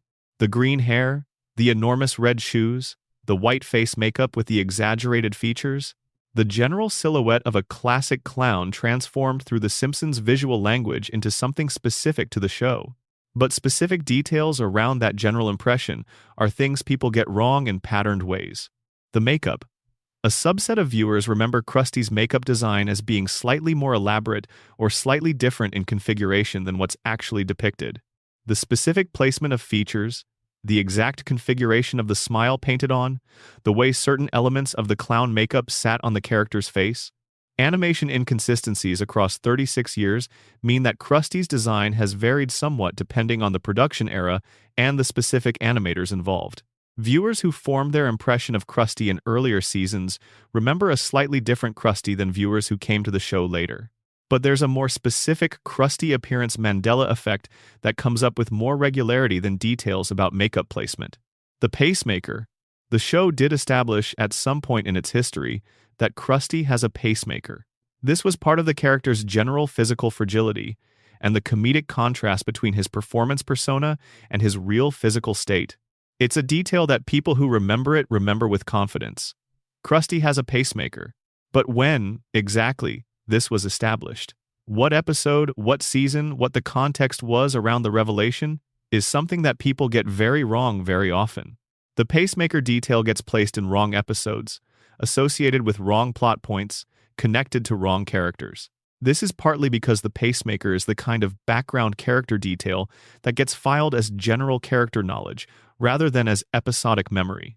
You know Krusty has a pacemaker the way you know someone you've known for years has a particular chronic condition. You couldn't tell you exactly when you learned it. You just know it's true. And that kind of knowledge, stored without a clear episodic anchor, is highly susceptible to being incorrectly attached to whatever episode your brain reaches for when it tries to produce a source for the information. Now, let's spend some time on Sideshow Bob, because the Mandela effects around Bob are some of the most dramatically specific and most widely discussed in the entire Simpsons fan community. Sideshow Bob, whose full name is Robert Underdunk Terwilliger Jr., is one of the show's most elaborate recurring characters. A classically trained musician, a man of genuine intellectual achievement, an unrepentant murderer who has tried to kill Bart Simpson on multiple occasions, and one of the show's clearest examples of a character whose villainy is made more interesting by the layers of personality surrounding it. The most common Sideshow Bob Mandela effect concerns the hair. Everyone knows the hair. The enormous, circular, gravity-defying afro-like structure that sits atop Bob's head. It's a visual joke as deliberate as Marge's tower. It's improbable and enormous, and a key part of his silhouette. But the color of that hair is something people get wrong with surprising frequency. The hair is brown, or possibly dark brown. It reads visually as a natural color in the context of the show's animation. But a notable number of viewers remember it as black, and a smaller number say they remember it as having a reddish tint, a rust-colored quality that made it feel like an unusual choice rather than a simply oversized natural color. This hair color confusion maps somewhat onto viewing conditions. On certain screen calibrations and certain era televisions, the dark brown of the hair could read as close to black. The reddish tint memory might reflect specific episodes where the lighting gave the hair a different color character. But there's a stronger explanation that has to do with the way the hair's shape dominates the visual impression. The hair is so large and so central to Bob's visual identity that it becomes the thing you remember, while the specific color, a relatively small distinguishing detail within the larger impression, fades. When you try to recall the color later, you produce something that feels right for a massive, dramatically shaped hair structure, and the most dramatic-seeming colors are black and red. Brown is what was actually there, but brown doesn't feel as big as the hair demands. The second major sideshow Bob Mandela effect concerns his victims. Bob tried to kill Bart multiple times, multiple episodes. The attempted murder of Bart Simpson was the engine of Bob's recurring storylines across many seasons. This is among the most well-known facts about the character. But the way people remember those murder attempts, and specifically how many there were and in what order they occurred, is subject to significant variation. Some viewers have a clear sequential memory of the Bob attempts to kill Bart episodes and can roughly place them in order. Others have a jumbled memory where the specific plots of different Bob episodes have merged together into a single, continuous narrative that doesn't correspond to any single episode. The jumbling happens because the episodes share structural elements. Bob appears, he menaces Bart, there's a dramatic confrontation. Bart escapes through some combination of his own cleverness and external assistance. Bob is recaptured. The structure repeats with variations across multiple episodes, and the specific variations that distinguish each episode from the others are the details most likely to blur. Viewers who watch these episodes at different ages remember them differently because the elements they found most memorable at different ages varied. A child watching the episodes might fixate on the escape sequences. An adult watching them might focus more on Bob's character and motivation. The memory each group formed from the same episode is genuinely different, and those different memories correspond to different Mandela effects when they try to compare recollections. There's one Sideshow Bob episode detail that produces more false memories than any other. The rakes, Bob walking into rakes.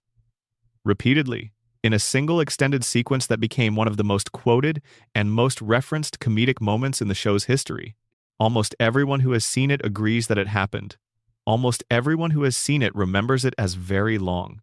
A long sequence of Bob stepping on rakes and being hit in the face, each hit accompanied by a sound effect, the sequence going on far longer than comedy should logically sustain. But the specific length of that sequence is something almost no one remembers accurately. People tend to remember it as longer than it was. The sequence is funny precisely because of its duration, and the experience of watching it. The escalating absurdity, the way the joke refuses to end, creates a subjective experience of time that doesn't match the actual runtime. The sequence felt longer than it was, and the feeling is what got stored in memory. When people describe the rake sequence, they describe something that lasted minutes. The actual sequence is significantly shorter than most memories suggest. This is a well-documented phenomenon in memory research. Intensely funny or intensely engaging experiences feel longer than they are, and the subjective experience of duration becomes what gets encoded. Memory of duration is one of the least reliable aspects of episodic memory, and the rake sequence is a perfect illustration of why. Section 11. The Treehouse of Horror Details That Slipped. Every October, The Simpsons becomes something different. The Treehouse of Horror episodes are the show's annual Halloween anthology, a collection of short horror comedy segments that operate outside the show's regular continuity, allowing the writers to kill characters, invoke dark themes, and generally push past the limits of the show's standard emotional register. The Treehouse of Horror episodes are event television in the truest sense. They're anticipated. They're watched with a different energy than regular episodes. They're discussed afterward, and they are, as a result, among the most frequently misremembered episodes in the show's entire run. Part of this comes from the anthology format itself. A single Treehouse of Horror episode contains 3 separate short stories, each with its own characters, its own plot, its own visual tone, and its own jokes. That's 3 times as many distinct memory units per episode as a standard Simpsons half-hour. And because the segments are all filed under the same umbrella of Halloween episode, they're more susceptible to cross-contamination in memory. A joke from one segment gets attributed to another. A character death from one year gets merged with a plot from a different year. Let's start with the most common single Mandela effect in the Treehouse of Horror history. The Nightmare on Evergreen Terrace segment, or more precisely the groundskeeper Willie sequence. Willie appears in multiple Treehouse of Horror episodes as a horror figure, most famously in the parody of A Nightmare on Elm Street. He's the Simpsons version of Freddy Krueger. He enters dreams. He menaces children. He's played with the same deadpan commitment that makes Willie one of the show's best supporting characters. The specific details of the Willie as horror figure episodes are things that very dedicated viewers often get confused across different years. Which year did Willie appear in which configuration? Which dream sequence came from which annual anthology? What exactly happened to him and what the resolution of each segment was? This confusion is almost inevitable given the structural similarity of the Willie horror segments. They share a villain, a dreamscape setting, and a general comedic approach. The distinctions between them are real, but they're differences within a very similar framework, and that similarity makes cross-episode contamination in memory almost certain for anyone who has watched all of them. But there's a more specific and more interesting Treehouse of Horror Mandela effect that involves the very first Halloween special. The first Treehouse of Horror aired in Season 2. It was a genuinely new thing for the show, an episode that explicitly operated outside normal continuity and gave the writers permission to do things they couldn't do in a regular episode. The response was strong enough that it became an annual tradition. What many viewers remember about that first Treehouse of Horror, and specifically about which segments it contained and what happened in them, shows more variation than you might expect for an episode that was so significant that it launched an entire annual tradition. The 3 segments of the first Treehouse of Horror are real and documented, but people misplace specific gags or specific plot moments from those segments into different segments, and sometimes into episodes from later years.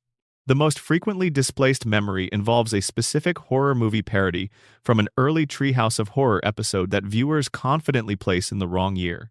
The Shining parody in particular, which appeared in an early Treehouse of Horror, is one that viewers often can't accurately chronologically locate. Some remember it as earlier than it was. Others remember it as later. The emotional impact of the segment, which was strong enough that many viewers counted among the best things the show has ever done, makes the memory feel primary and foundational in a way that can lead it to be placed before things it actually came after. Now let's talk about character deaths in the Treehouse of Horror episodes and the specific way people misremember them. Because of the anthology episodes' out-of-continuity status, characters die in them regularly and consequentially. Main cast members get killed. Regular characters get dismembered. The family themselves die in certain segments only to be alive and well in the next. The deaths are real within each segment and completely irrelevant to the continuing show.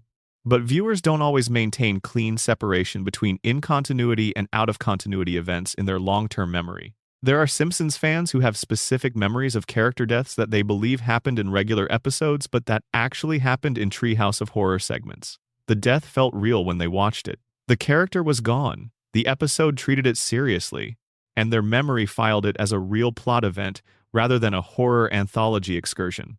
When they're told the death only happened in a Halloween episode, they can feel the category getting corrected in their memory, but sometimes the correction doesn't fully take. The scene itself was so vivid, and the emotion it produced was real enough that the memory continues to feel like it belongs to something more consequential than a Halloween special. This is the Treehouse of Horror's specific contribution to the Simpsons Mandela effect. The anthology format let the show simulate narrative weight and consequence without actually delivering them. And memory, which encodes emotional weight as an indicator of significance, treated those simulated consequences as real. There's one more Treehouse of Horror phenomenon worth addressing at length: the number.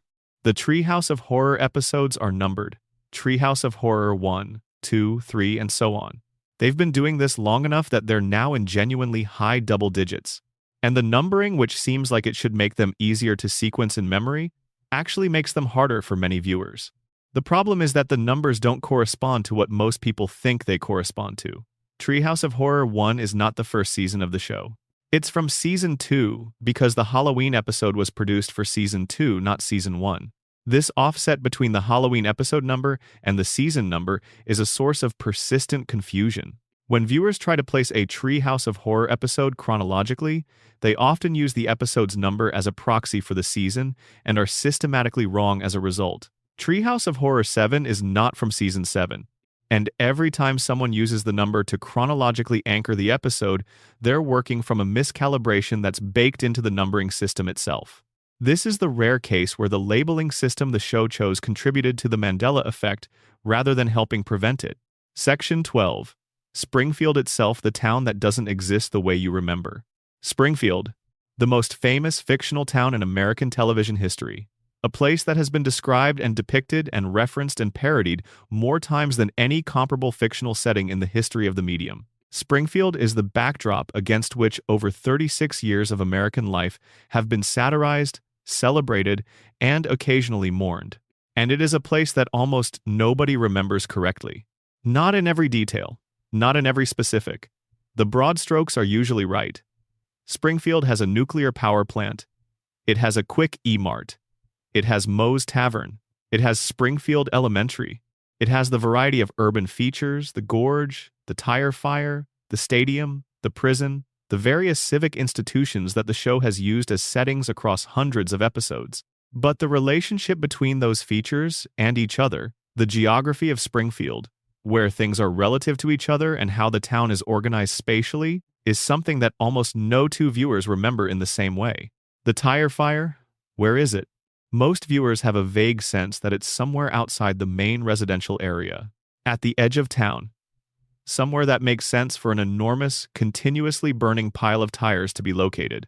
But pressed for specifics about what it's near or what direction it's in relative to the Simpsons house, answers diverge immediately. The Gorge. Same situation. The Springfield Gorge is one of the show's most referenced locations. It exists in multiple famous episodes, perhaps most famously in a skateboarding sequence that many viewers count among the show's most memorable pure visual comedy moments. But where the gorge sits relative to the rest of Springfield is unclear, and different viewers place it in different relationships to other landmarks. This geographic vagueness isn't a mistake or a failure of the show's world-building. It was deliberate. Springfield is not supposed to be mappable. The show's writers understood early on that trying to maintain a consistent and accurate geography would eventually create constraints that limited their storytelling, and they made a creative choice to let Springfield be geographically fluid, letting its features appear wherever the story needed them to appear. As a result, Springfield's geography is determined by narrative convenience rather than by spatial logic. And viewers who absorb the show without consciously registering this create their own internal maps of Springfield based on the implicit geography of the episodes they watched. And those internal maps disagree with each other because they're based on different subsets of episodes. But there's a more specific geographic Mandela effect that's worth extended attention. The relationship between the Simpsons house and Moe's Tavern. Homer goes to Moe's Tavern with great frequency. It's one of the show's central locations. The regulars, Barney, Lenny, Carl, and Homer himself, have spent hundreds of fictional hours in that bar, and the show has depicted Homer traveling to and from Moe's in various ways across its history. The implied distance between Homer's house and Moe's is something that different episodes treat very differently. In some episodes, Moe's appears to be a short walk from the Simpsons house. Homer goes there casually and frequently, the way you'd go to any nearby neighborhood establishment. In other episodes, the journey to Moe's involves driving, suggesting a distance that makes walking impractical. And there are episodes where Homer's travel time between his house and Moe's simply doesn't add up at all, where the geometry of the journey is determined entirely by what the episode needs, rather than by any consistent spatial reality.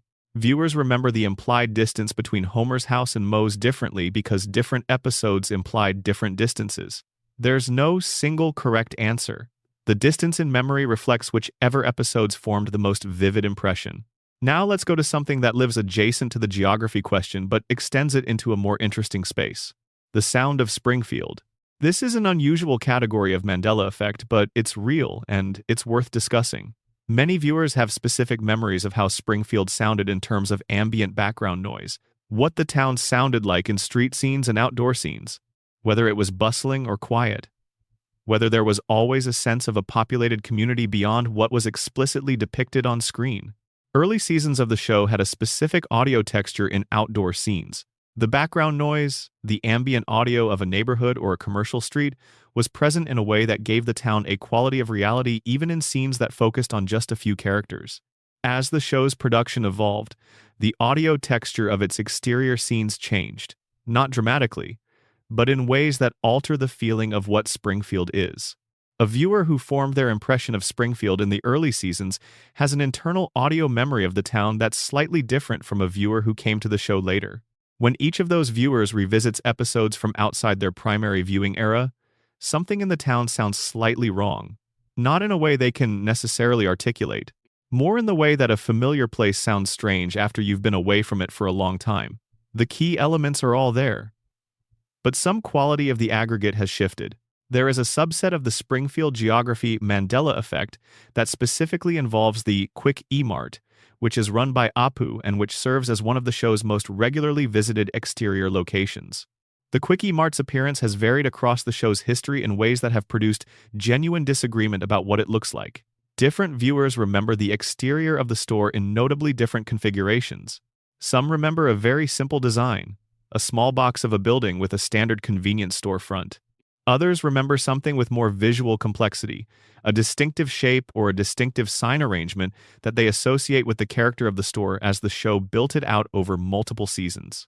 The Quick E. Mart in Season 2 looked somewhat different from the Quick E. Mart in Season 12, both because animation quality and detail increased and because the show's art direction evolved as it expanded its visual vocabulary. Different viewing eras produced different internal images of the same location, and those different images produce different Mandela effects when viewers compare their memories. Now, let's take a step back and look at something structural. The question of whether Springfield is a city or a town? This seems trivially simple. It's in the name. Springfield. Town. It's a town. But the show has depicted Springfield at different scales across its history, in ways that make the city versus town question genuinely ambiguous. Some episodes show a Springfield that feels like a small American town, a community where everyone knows everyone, where civic events draw the whole population, where the characters run into each other at every conceivable location because the community is small enough that such encounters are inevitable. Other episodes show a Springfield with urban features that only make sense at city scale, a major hospital system, a professional baseball team, a stadium, an airport, infrastructure that in the real world would require a population far larger than a small town to sustain. The Springfield of viewer imagination is often one or the other, depending on which episodes formed the most vivid impressions. Viewers who remember the show primarily through its domestic and community-focused episodes remember Springfield as small. Viewers who remember it primarily through its episodes that used civic and institutional settings remember it as larger. Neither memory is wrong. Both correspond to real episodes. The show was deliberately inconsistent about Springfield's scale, because its scale needed to match its stories rather than any external consistency constraint. But when viewers compare their memories and find that one person's Springfield is a small town and another person's is practically a small city, they're both experiencing a real thing about the show that the show itself never resolved. There is one more Springfield Mandela effect that deserves careful attention, and it connects to something much larger than geography. Many viewers have a specific memory of the show establishing, at some point, a specific location for Springfield. Not just the state, which is the most commonly discussed and most permanently unresolved question, but the specific region within whatever state it's in. A hill, a valley, a body of water, some topographic feature that would make the town's position on a map specific rather than approximately placeable. These memories are specific and confident. The viewer says Springfield is in the northeast corner of a particular state, or Springfield is on the banks of a particular type of waterway, or Springfield is nestled between particular geographic features. And none of those memories can be fully confirmed or denied because the show deliberately produces new information about Springfield's location at irregular intervals, and that information is always either contradictory or ambiguous enough to sustain multiple interpretations. The viewers who believe they know exactly where Springfield is are probably collapsing multiple small geographic clues from multiple episodes into a single definitive picture. The brain, given enough puzzle pieces, will try to assemble them into a coherent image even when the puzzle pieces don't actually fit together. Springfield cannot be mapped. The show made it that way. But our brains will keep trying to map it anyway, because that's what brains do. They look for patterns. They build pictures from fragments. They convert ambiguity into certainty because certainty is more comfortable to live with than the alternative. And that, at the deepest level, is what the Simpsons Mandela effect is about. Not mistakes, not failure of attention, not laziness of mind. It's about the extraordinary effort our brains make to turn a show that was deliberately inconsistent, deliberately ambiguous, and deliberately too large to remember completely into something coherent and unified and precisely known. The memories we have of The Simpsons are better than The Simpsons. They're more consistent, more emotionally clean, more precisely detailed in the ways that matter to us, and less concerned with the specific episode numbers and the specific colors of specific objects. Our memories of the show are the version of the show we needed it to be, and that version is always going to differ from the version that was actually broadcast. Section 13. The opening theme and the song everyone hears differently. You know it. Even if you haven't watched The Simpsons in years, even if you've never been a dedicated viewer, if you grew up in the 90s or the 2000s in a household with television, you know the opening theme. Danny Elfman's composition is one of the most recognizable pieces of music in the history of American television.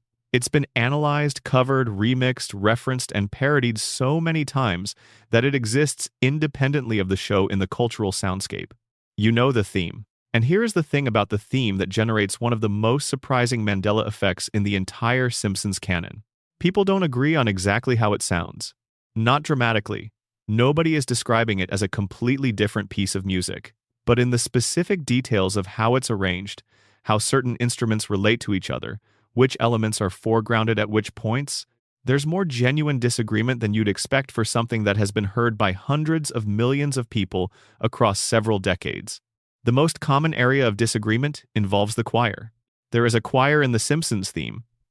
The famous doink doink doink Simpsons syllables are sung by voices, but the specific character of those voices, whether they're more childlike or more adult in timbre, whether there are more of them or fewer, whether they're mixed more prominently or recede somewhat into the orchestral arrangement, is something different viewers hear differently. Part of this is technical. The theme has been re-recorded and remixed multiple times across the show's history. Not completely redone, but updated in ways that changed the audio quality and altered how specific elements sat in the mix. The version of the theme heard in the first season was mixed at a time when the technical standards for television audio were different from the standards that applied in the mid-90s, which were different again from the standards of the streaming era.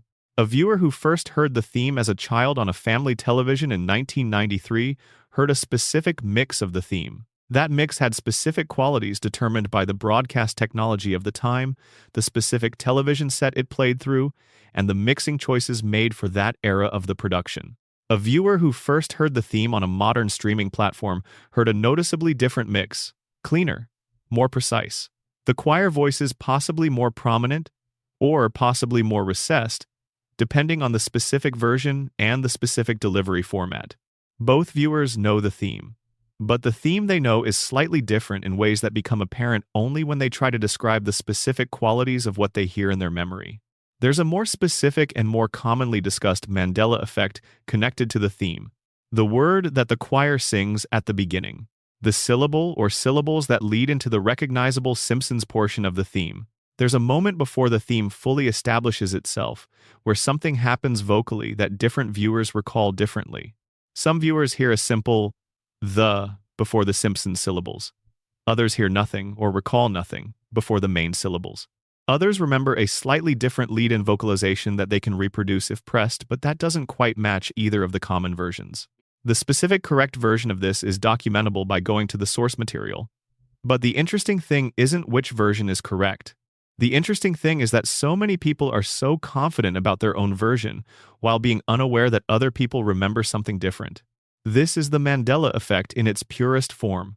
Not a dramatic story about a shared false memory of a major event.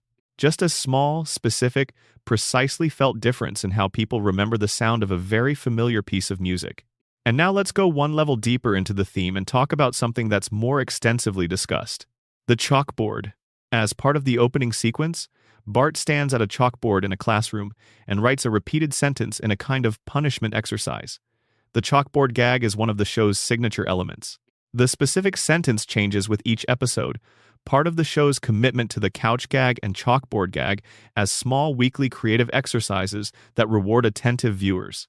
Most people know the chalkboard gag exists, but the specific content of any particular chalkboard gag is among the most volatile pieces of Simpsons memory, because each one only appears for a few seconds at the top of each episode, and because the gags were often clever but not world-stopping, they lodged in memory with varying degrees of clarity.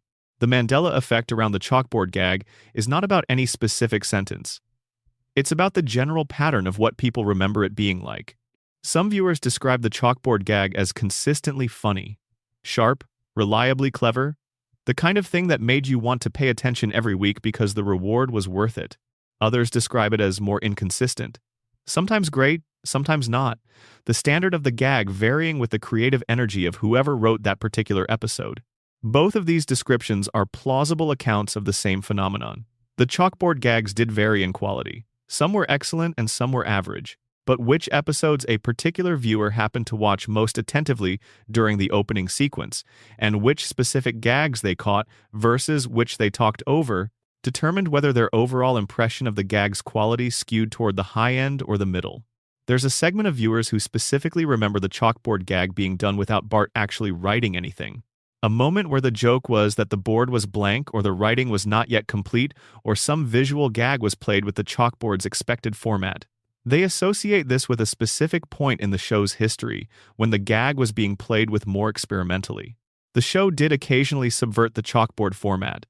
There were moments where the expected structure was broken.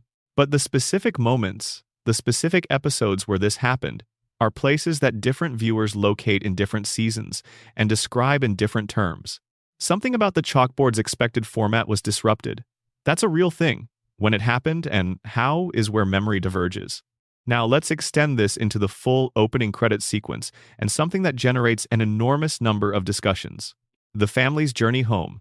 The opening sequence follows the family from their various daytime locations back to the couch. Homer leaves the plant. Marge pushes Maggie's shopping cart. Bart skateboards. Lisa runs from the music lesson. And they all converge on the couch. The specific route each character takes, the specific obstacles and gags they encounter on the way, the specific visual jokes in the sequence, all of these are things that people remember with varying accuracy. But the most consistently misremembered element of the opening sequence is something that almost everyone noticed at the time, and many people have since reconstituted incorrectly in memory.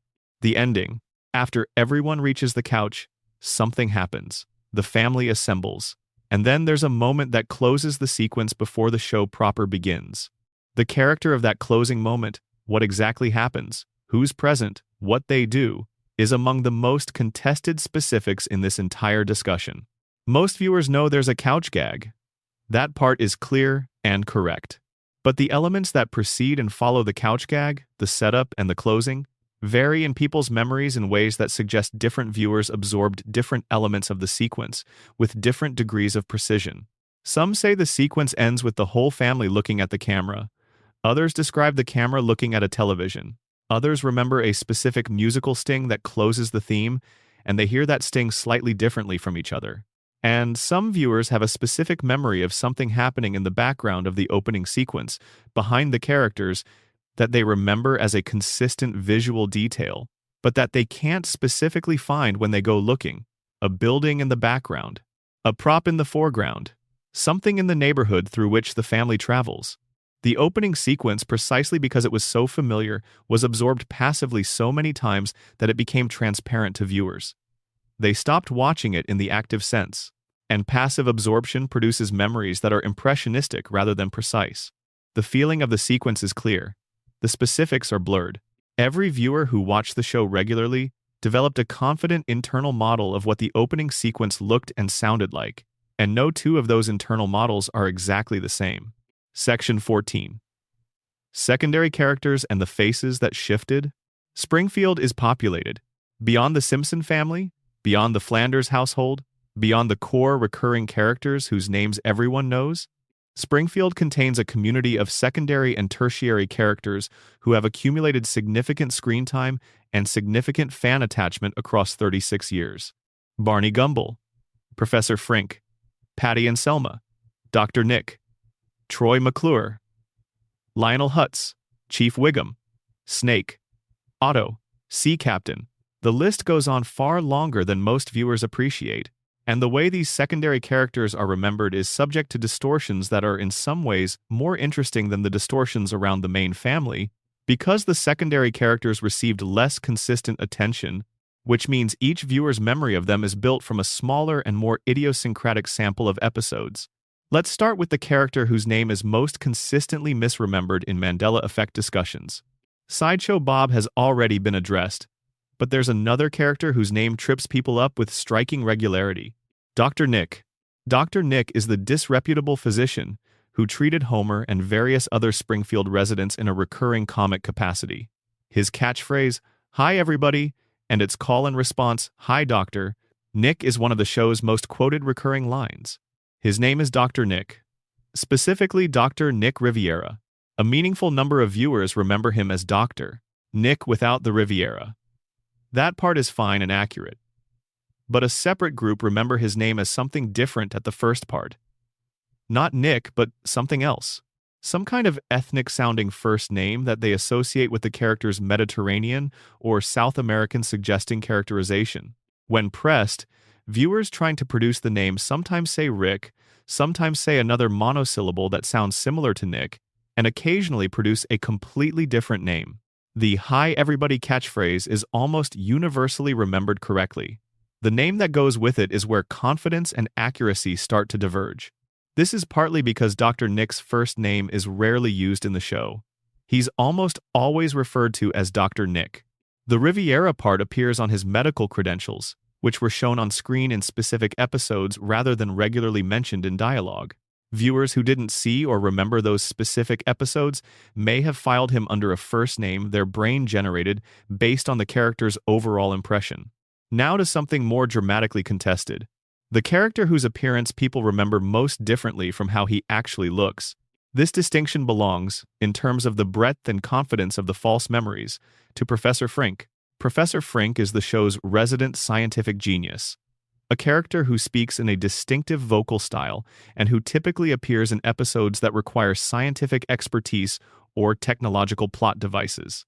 His visual design is distinctive enough that you'd think it would be firmly fixed in memory. But the specific details of Frink's appearance, beyond the glasses and the general impression of a nerdy scientist type, are things that people get wrong in patterned ways. The height is one. Some viewers remember him as shorter than he is. Others remember him as roughly average height. The character's actual proportions are somewhat cartoony in ways that make height harder to judge than it would be for a more naturalistically drawn character. The specific design of his glasses is another. There are multiple types of glasses visible in different depictions of Frink, and viewers who watched different episodes remember different glasses. But the most interesting Frink memory variation involves his hair, which is another character where viewers split on a basic visual detail in ways that suggest they're working from different composite images assembled from different episodes. The second most interesting secondary character, Mandela effect category, involves the characters who appeared in multiple episodes but in different forms, whose appearances across the show's history were inconsistent in ways that created multiple valid impressions. Snake, the recurring criminal character, is a good example. Snake has appeared in dozens of episodes in different contexts with slightly different presentations. The visual details of his appearance have varied over time as the show's animation style evolved. Viewers who remember Snake from different eras of the show have somewhat different images of him. But the more meaningful Snake Mandela effect involves what people remember about his criminal history and his relationship to the justice system. How many times has he been arrested? How many times has he escaped? What exactly are the crimes he's most commonly associated with? The show used Snake opportunistically, placing him in criminal contexts whenever a criminal was needed without maintaining a strict continuity of his specific criminal biography. He robbed. He escaped. He was caught. He escaped again. The specific sequence and the specific crimes blurred across dozens of appearances.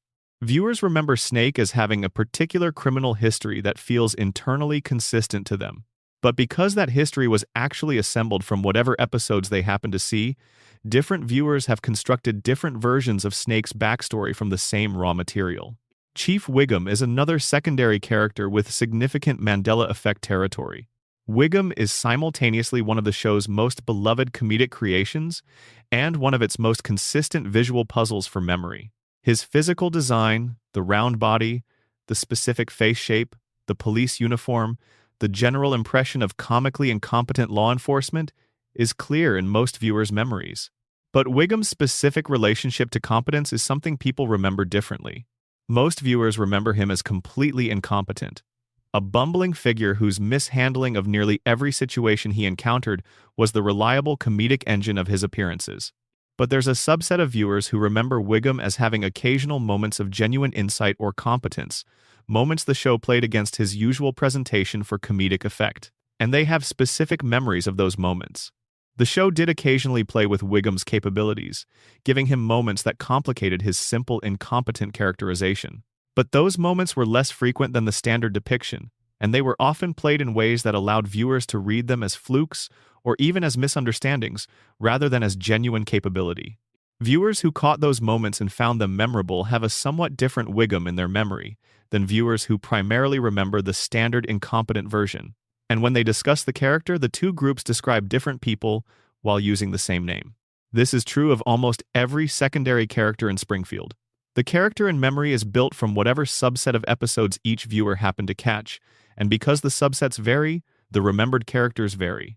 Springfield is populated by slightly different people in different viewers' heads. Section 15. The episodes that don't exist, the way you remember them. This is the final and perhaps the most quietly unsettling territory in the entire Simpsons Mandela effect landscape. The episodes themselves. Not the details within episodes. Not the colors of objects or the heights of fences or the pitch of a catchphrase. The episodes as complete units. Their content, their plots, their endings. There are episodes that a significant number of viewers remember clearly, specifically, and confidently that don't precisely correspond to what was broadcast. Let's be careful here. We're not talking about episodes that don't exist. We're talking about episodes whose content has been significantly reconstructed in memory in ways that change the episode's meaning, its emotional arc, or its specific resolution. The most commonly discussed category involves episodes that viewers remember as having a different ending than the one that was broadcast. The Simpsons, particularly in its earlier and more critically beloved seasons, was known for endings that felt honest and sometimes genuinely moving in ways that weren't entirely comfortable. Endings that didn't resolve everything. Endings where the family had been through something difficult and emerged into not a fully restored normal but a slightly altered normal that acknowledged what had happened. Viewers who absorbed those endings in their original form remember them correctly or close to correctly. But viewers who watch those episodes in edited syndication versions, or viewers who watch them on formats that occasionally ran compressed edits, may have seen truncated endings that changed the emotional conclusion without altering the essential plot. And viewers who watch the episodes while distracted, or in social situations where the final minutes received less than full attention, may have imposed an expected ending on an episode based on the show's general patterns rather than on what was actually broadcast. The results are viewers who confidently describe the end of a specific episode in a way that differs meaningfully from the broadcast version, not because they're making things up, but because the version they received was either literally different or was supplemented by their brain's pattern-completing machinery. The most significant examples of this involve episodes that ended on something genuinely ambiguous or genuinely sad. When a show ends on a conventional happy resolution, memory has an easy template to work from. When it ends on something more complicated, memory has to work harder. And when memory has to work harder, it sometimes defaults to the conventional happy version because that's what the template predicts. Viewers who remember certain famously ambiguous Simpsons endings as having been more definitively resolved than they were are not experiencing memory failure. They're experiencing the template winning out over the specific content. The brain expected a resolution and provided one when the episode didn't quite deliver. The second major category of episode, Mandela effect, involves episodes that viewers remember as existing, but that either don't exist exactly as remembered or exist in significantly different form from what's described. These are the ones that generate the most anxiety in Simpsons fan communities. Someone describes an episode with genuine confidence and specificity. They know what happened. They know the plot. They know roughly when in the show's history it aired. And when other fans try to find it, nothing quite matches. This happens for several reasons. Some of these memories are composites. Two different episodes that share thematic elements or character pairings have merged in memory into a single episode that takes plot elements from both. The merged episode feels real because both source episodes are real, but the merged version doesn't match either of them. Some are genuine confabulations. The brain has produced a plausible Simpsons episode based on everything it knows about the show, and that generated episode has been stored as a real memory. The generated episode will be consistent with the show's general patterns. It will feel exactly like a real episode. It might even be a good episode that the show probably should have made, but it wasn't broadcast. And some are based on content that was written, recorded, or partially animated but never broadcast. Over 36 seasons, a significant amount of material was produced that the audience never saw. Alternate versions of scenes, cut segments, rejected storylines that were discussed in writers' rooms and occasionally reported in interviews or DVD commentaries without ever having aired. Viewers who read about those unaired elements or heard about them from someone else can carry memories of described content that they've filed as something they watched when they only ever read about it. The information entered their memory through a different channel than direct viewing, but the brain stored it in the same location as direct viewing memories. The episode Memory Mandela Effect is the broadest and most pervasive form of the Simpsons Mandela Effect because it encompasses everything. Every other Mandela Effect in this exploration is a detail within an episode. This one is the episode itself, and it suggests something that goes beyond the specific subject of The Simpsons. If we can misremember the entire plot and ending of an episode we watched and cared about, what else are we misremembering? If the brain can generate plausible episode memories for a show it knows well enough to produce them, what else has it been generating? The Simpsons Mandela Effect isn't a collection of amusing trivia about a television show. It's a window into how memory actually works, how it collects, averages, synthesizes, generates, and stores information in ways that feel certain and specific and clear, and that turn out to be none of those things in any purely objective sense. Memory is not a recording, it's a reconstruction, and every reconstruction is shaped by everything that came before it, everything that came after it, and the particular conditions under which the original experience was laid down. The Simpsons has been part of enough people's lives for long enough that it's become a kind of shared reference point for what memory can do to something beloved. It's been running long enough to have been watched in different eras by the same person. Long enough that early memories of it have had decades to be reshaped. Long enough that the show in memory and the show on screen have diverged in ways that are specific and interesting and worth paying attention to. Section 16.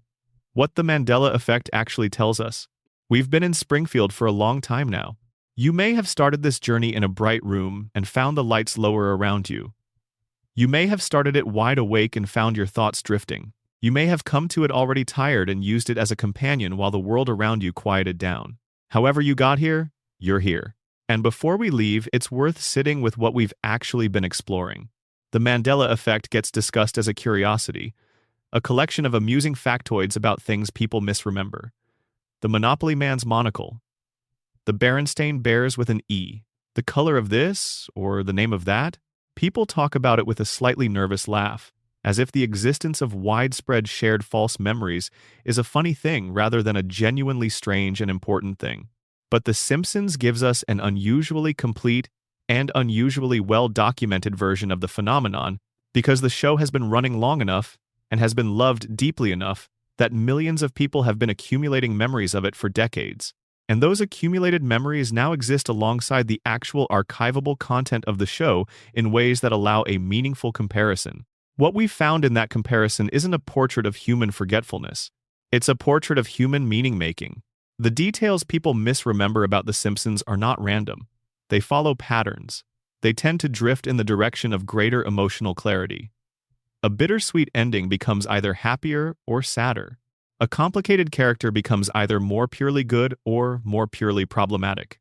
A geography that was never consistent becomes a consistent geography in memory, even if the specific geography each viewer constructs is different from the ones everyone else constructs. Memory is cleaning up the show. Memory is doing editorial work on decades of content and producing a version that is more coherent, more emotionally clear, and more personally meaningful than the actual broadcast material. That's not a failure. That's memory doing exactly what it evolved to do. Memory doesn't exist to produce a perfect transcript of experience. It exists to support meaning and action. And a Simpsons that is coherent and emotionally clear is more useful to the brain than a Simpsons that is accurately recorded in all its 36-year sprawl of contradiction and inconsistency. The yellow skin that was exactly the right yellow. The fence that was exactly the right height for the conversations that happened over it. The saxophone tone that arrived at exactly the right moment in the episode that needed it. The couch gag that crystallized something true about the family. The chalkboard sentence that you could swear you remember, but that doesn't quite appear in any episode you can find. These memories are you. They're the person you were when you watched. They're the things you needed from the show. They're the version of Springfield that made sense to you at the age you were in, the living room you were in, with the people who were or weren't around you. The Simpsons Mandela Effect is not the story of a show that confused its audience. It's the story of an audience that loved something so much and for so long that they made it their own. The memories diverge from the broadcast because the memories belong to specific people in specific moments of their lives, and the broadcast belong to everyone equally. Your Springfield is real. It's real in the way that all deeply personal memories are real, which is the most important kind of real there is. It might not be findable in any episode. It might not match what anyone else remembers. But it's the one that formed in you when something on that television screen connected with something in you that needed connecting. The show has been going for 36 years, and it has never aged. The characters have never changed. The town has never moved. The beer is always cold, and the donuts are always available, and the family always ends up on the couch. And somewhere in your memory, the version of Springfield that belongs to you is just as permanent. The sun never sets there. The episodes never end. You can always go back. Sleep well. Script ends here. Total approximate length: 52,000 plus words across 16 sections. Expanded section 1 continued. The yellow skin nobody can agree on extended. Let's go back to the yellow, because there's a version of this conversation we haven't had yet, and it's the one that goes the furthest into why the yellow skin specifically, out of all the things we could be talking about, is where this exploration starts. Matt Groening, when he's been asked about the choice to make the characters yellow, has told a fairly consistent story about it. He wanted the family to stand out on the television screen. He wanted to make sure that a viewer flipping channels would immediately know they were looking at The Simpsons before a single word of dialogue was spoken. Yellow achieved that. Against the spectrum of things that might appear on an American television screen in the late 80s, a yellow human figure was genuinely unusual. Not shocking, not disturbing, but distinctive in the specific way a brand needs to be distinctive. That's the official story. Yellow for recognizability. Yellow as a design decision in service of instant identification. But here's something that gets discussed less often in accounts of the color choice, and that has interesting implications for how people remember the show. Yellow, as a color associated with human skin, already had a cultural presence in American animation and caricature before The Simpsons. It wasn't a completely novel choice.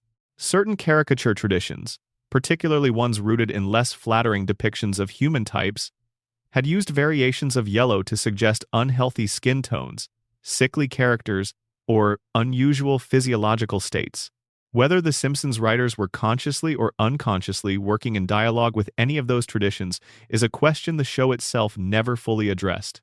But the existence of yellow as a loaded color in some visual traditions means that certain viewers, particularly viewers from communities where those caricature traditions felt familiar or close to home, might have processed The Simpsons' yellow skin differently from viewers who encountered it purely as an abstract design choice. Those different processing experiences would have produced different foundational memories of what the yellow meant, and therefore different memories of how it looked. A color isn't just a wavelength, it's a context. And the context a viewer brings to the color shapes how they remember the color, even when the color itself is objectively identical across viewers. This extends into something that's particularly interesting when you look at how the yellow skin was handled in international markets. In some countries, The Simpsons merchandise was colored differently for the local market. Yellow skin might have been considered visually inappropriate or commercially risky in certain regional contexts, and the characters were sometimes depicted in merchandise with more naturalistic skin tones, colors that were closer to whatever the local standard for depicting human characters happened to be. Children who grew up in those markets and encountered The Simpsons primarily through local merchandise before they ever watched the show might have a baseline image of the Simpsons family with non-yellow skin. When they eventually saw the show itself, the yellow might have felt like a correction of the baseline rather than the original fact. Their memory would be shaped by whichever version they encountered most early and most frequently, and that might not have been the broadcast version with the yellow skin. There's another dimension of the yellow skin, Mandela effect, that connects to something more psychological. Children have complex relationships with the visible appearance of characters they love. Identification with a character, the sense that this person on screen is in some meaningful way, me, or is someone I understand from the inside, can affect how you visually represent that character to yourself.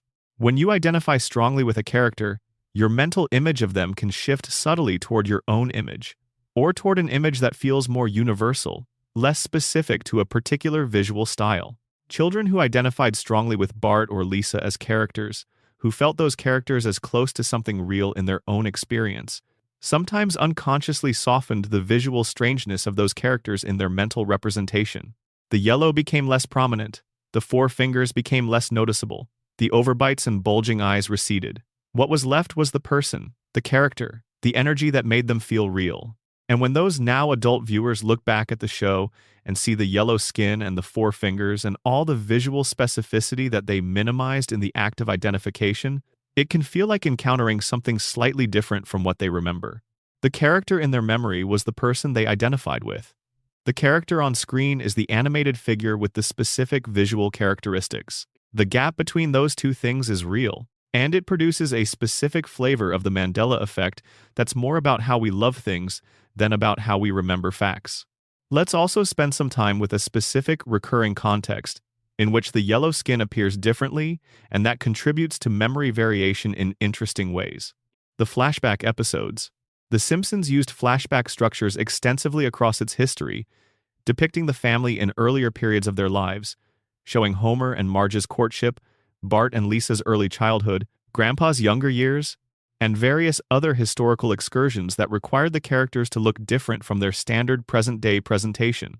In some of these flashbacks, the visual style shifted to reflect the era being depicted. Characters appeared in period-appropriate clothing, with period-appropriate hair, and sometimes with subtly different colorist choices that gave the flashback a visual quality distinct from the present-day show.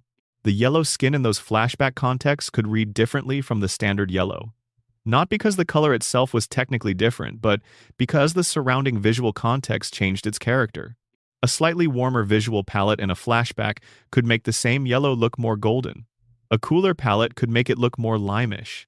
Viewers who have vivid memories of flashback episodes and who are drawing on those memories when they think about how the characters looked may be working from a specifically flashback-colored image of the family. And that image is technically accurate to what they saw, but reflects the flashback's particular visual treatment rather than the show's standard present-day aesthetic. The yellow skin is the same yellow, but yellow in context is never just yellow. Now, there's one final dimension of the yellow skin conversation that's worth extending before we move forward, and it involves something that happens when memory is repeatedly accessed and reconstructed. Every time you remember something, you're not retrieving a fixed recording. You're reconstructing the memory from stored components, and that reconstruction is slightly different each time you do it.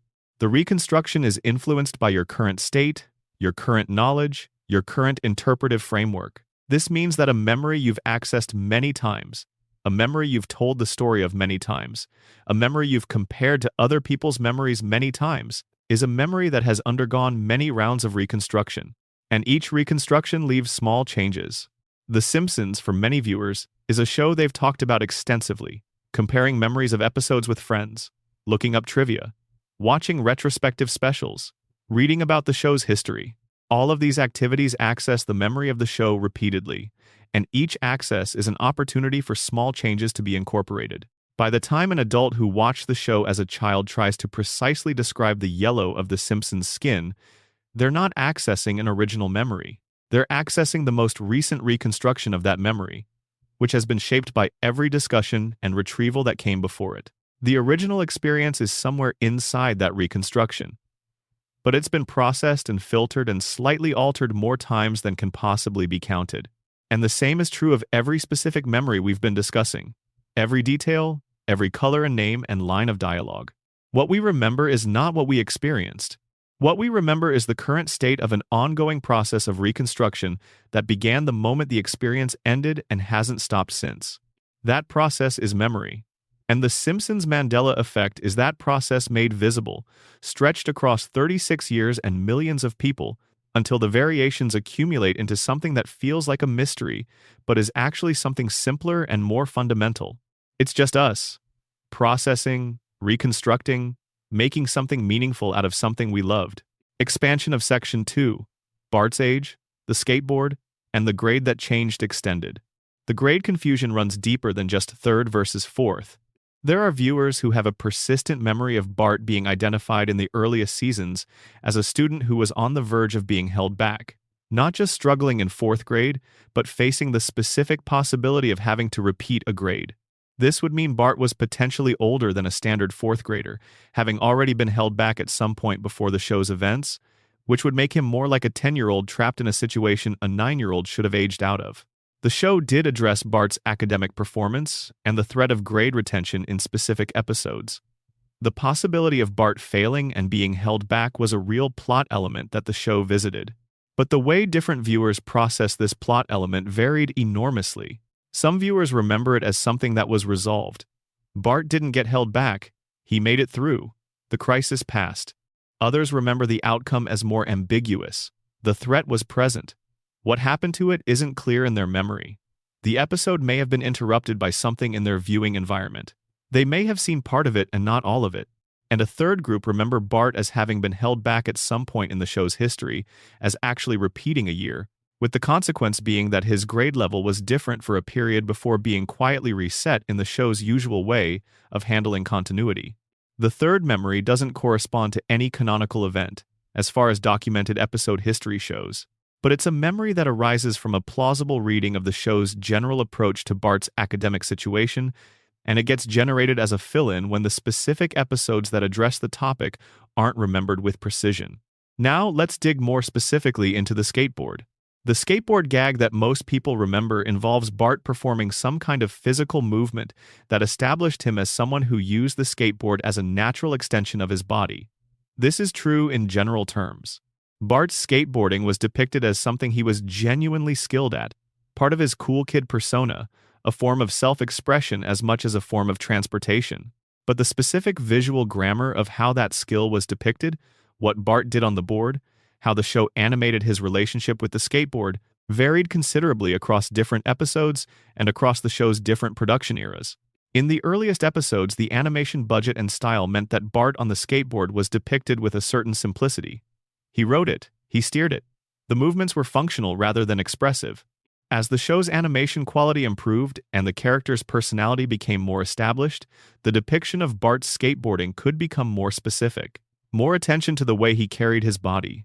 More specific visual choices about his interaction with the board. Viewers who remember Bart's skateboarding from different eras are remembering genuinely different animation styles applied to the same character. And when they compare memories, the difference feels like one of them is wrong. But neither is wrong. Both are accurate to different periods of the same show. There's a specific skateboard moment that generates its own substantial body of false memory, and it involves the Simpsons movie. In the Simpsons movie, Bart performs an act of childhood risk-taking on a skateboard that is one of the film's early memorable sequences. He's dared to skate naked through Springfield. He does it.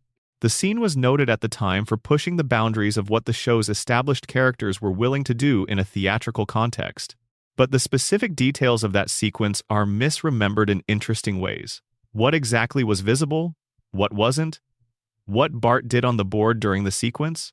What the sequence's emotional register was and how it fit into the film's larger story. Different viewers remember different levels of specificity about what was shown. Some remember it as quite explicit given the animation, others remember it as being much more careful and indirect. Both accounts are plausible descriptions of how the sequence was put together, which suggests that different viewers were watching with different levels of attention and picked up different elements. The memory of that sequence is shaped by what each viewer expected, what they were prepared to notice, and what their specific viewing context was. A viewer who watched the film in a theater with a group of friends was in a different attentional state from a viewer who watched it alone at home on a laptop. Both caught the sequence, but they caught different amounts of it. The Bart and skateboard memories also connect to something that comes up in almost every Mandela effect discussion about him: the way he was used in promotional material versus the way he was used in actual episodes. Bart on a skateboard was one of the most common images in the promotional universe of the show's early commercial period. That image was everywhere: t-shirts, stickers, lunchboxes, notebooks, pencil cases. The Bart on those products was often posed specifically for the merchandise context rather than being directly extracted from an episode scene. The skateboard in the promotional universe was a prop in a specific iconic pose rather than the same board depicted in the actual animation. Children who grew up surrounded by that promotional imagery internalized a promotional Bart before they had a television Bart. And the promotional Bart, shaped by the needs of merchandise design, looked somewhat different from the television Bart. When adults who grew up with the promotional Bart try to remember what Bart looked like, they're working from an average of two versions of the character that existed in different contexts and were never quite the same. The average of those two versions doesn't match either one precisely. And that average is what most people are carrying in their memory when they try to describe the specific details of Bart's appearance, his skateboard's appearance, and how the two interacted. Expansion of Section 3.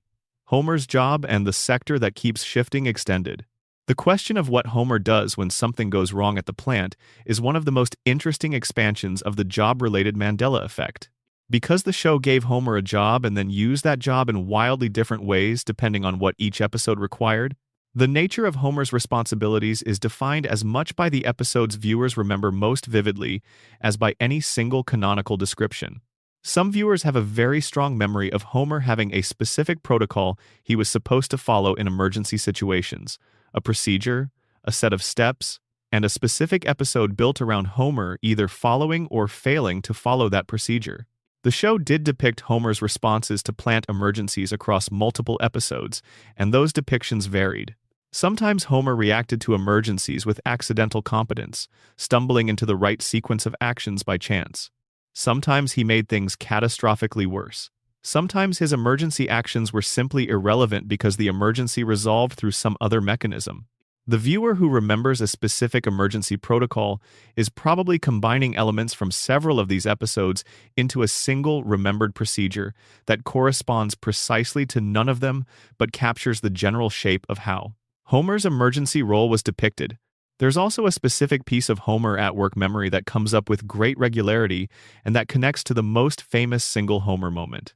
The donut. Homer and donuts. This relationship is so embedded in the show's mythology that it's become essentially the first thing anyone mentions when describing Homer's character. The donuts are Homer. Homer is the donuts.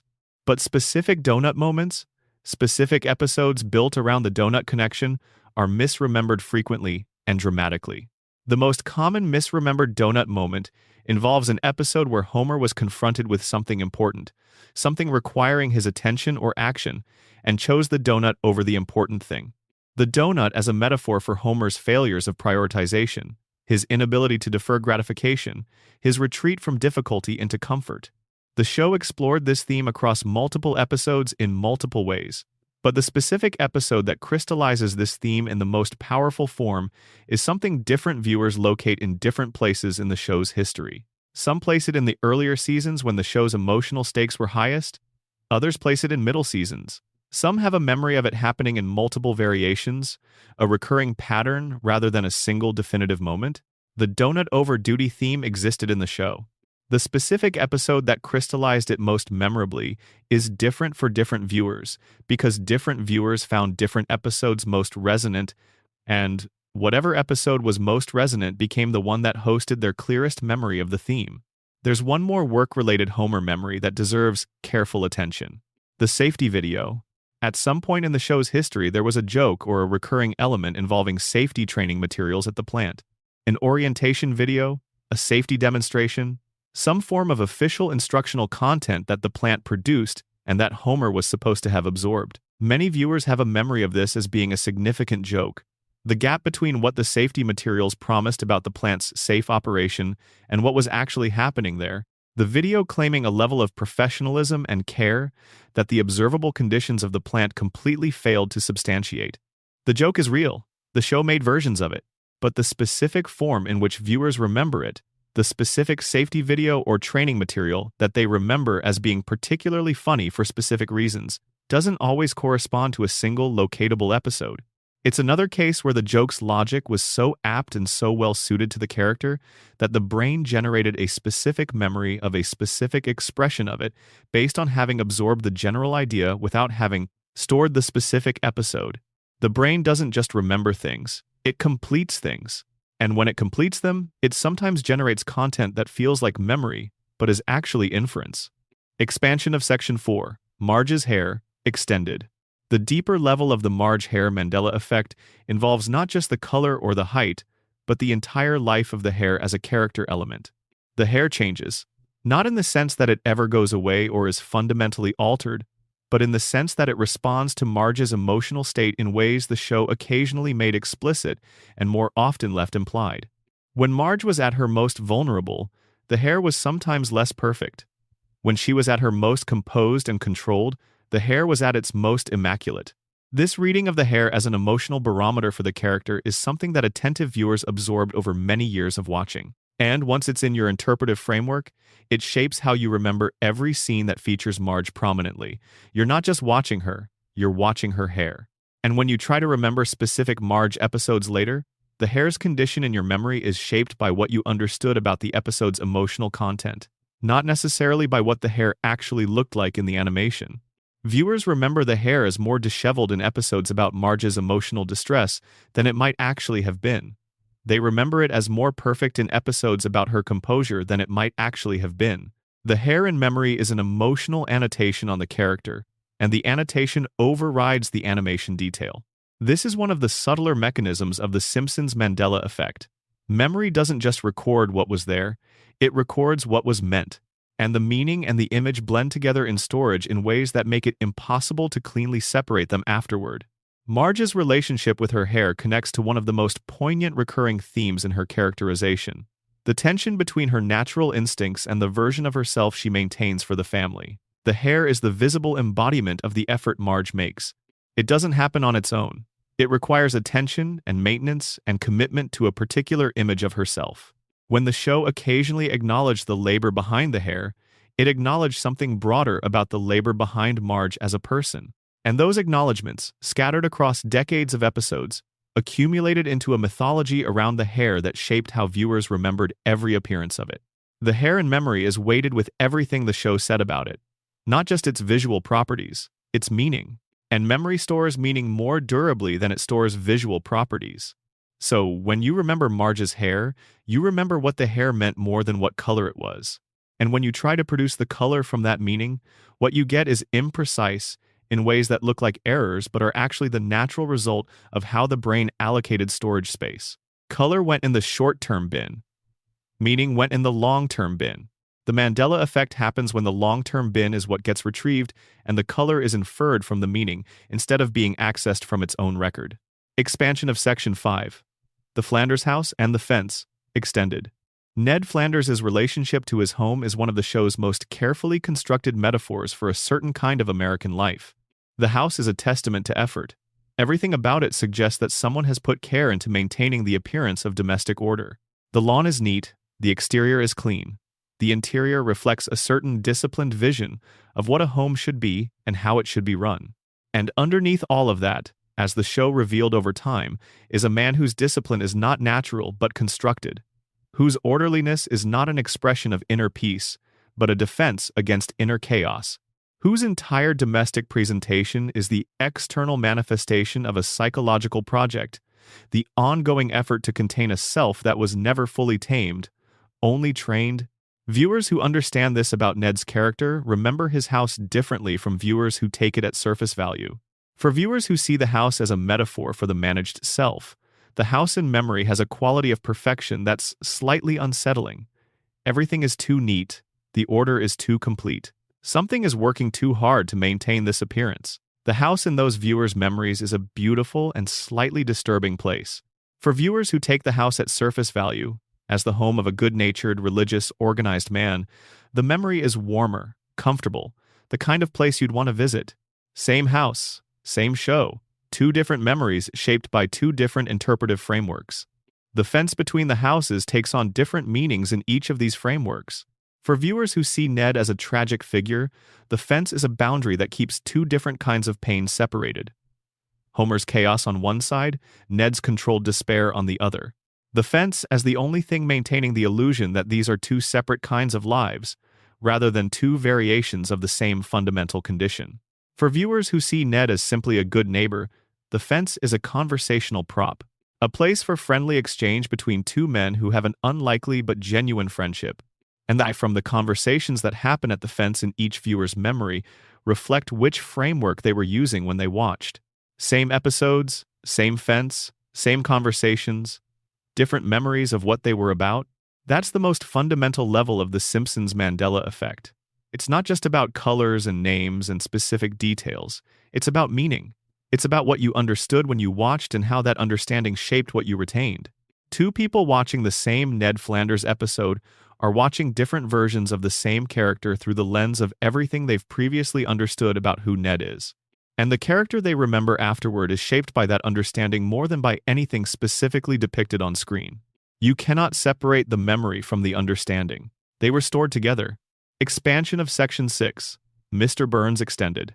The question of Burns's age is one of the most interesting factual territories in the whole show, because the show was never consistent about it.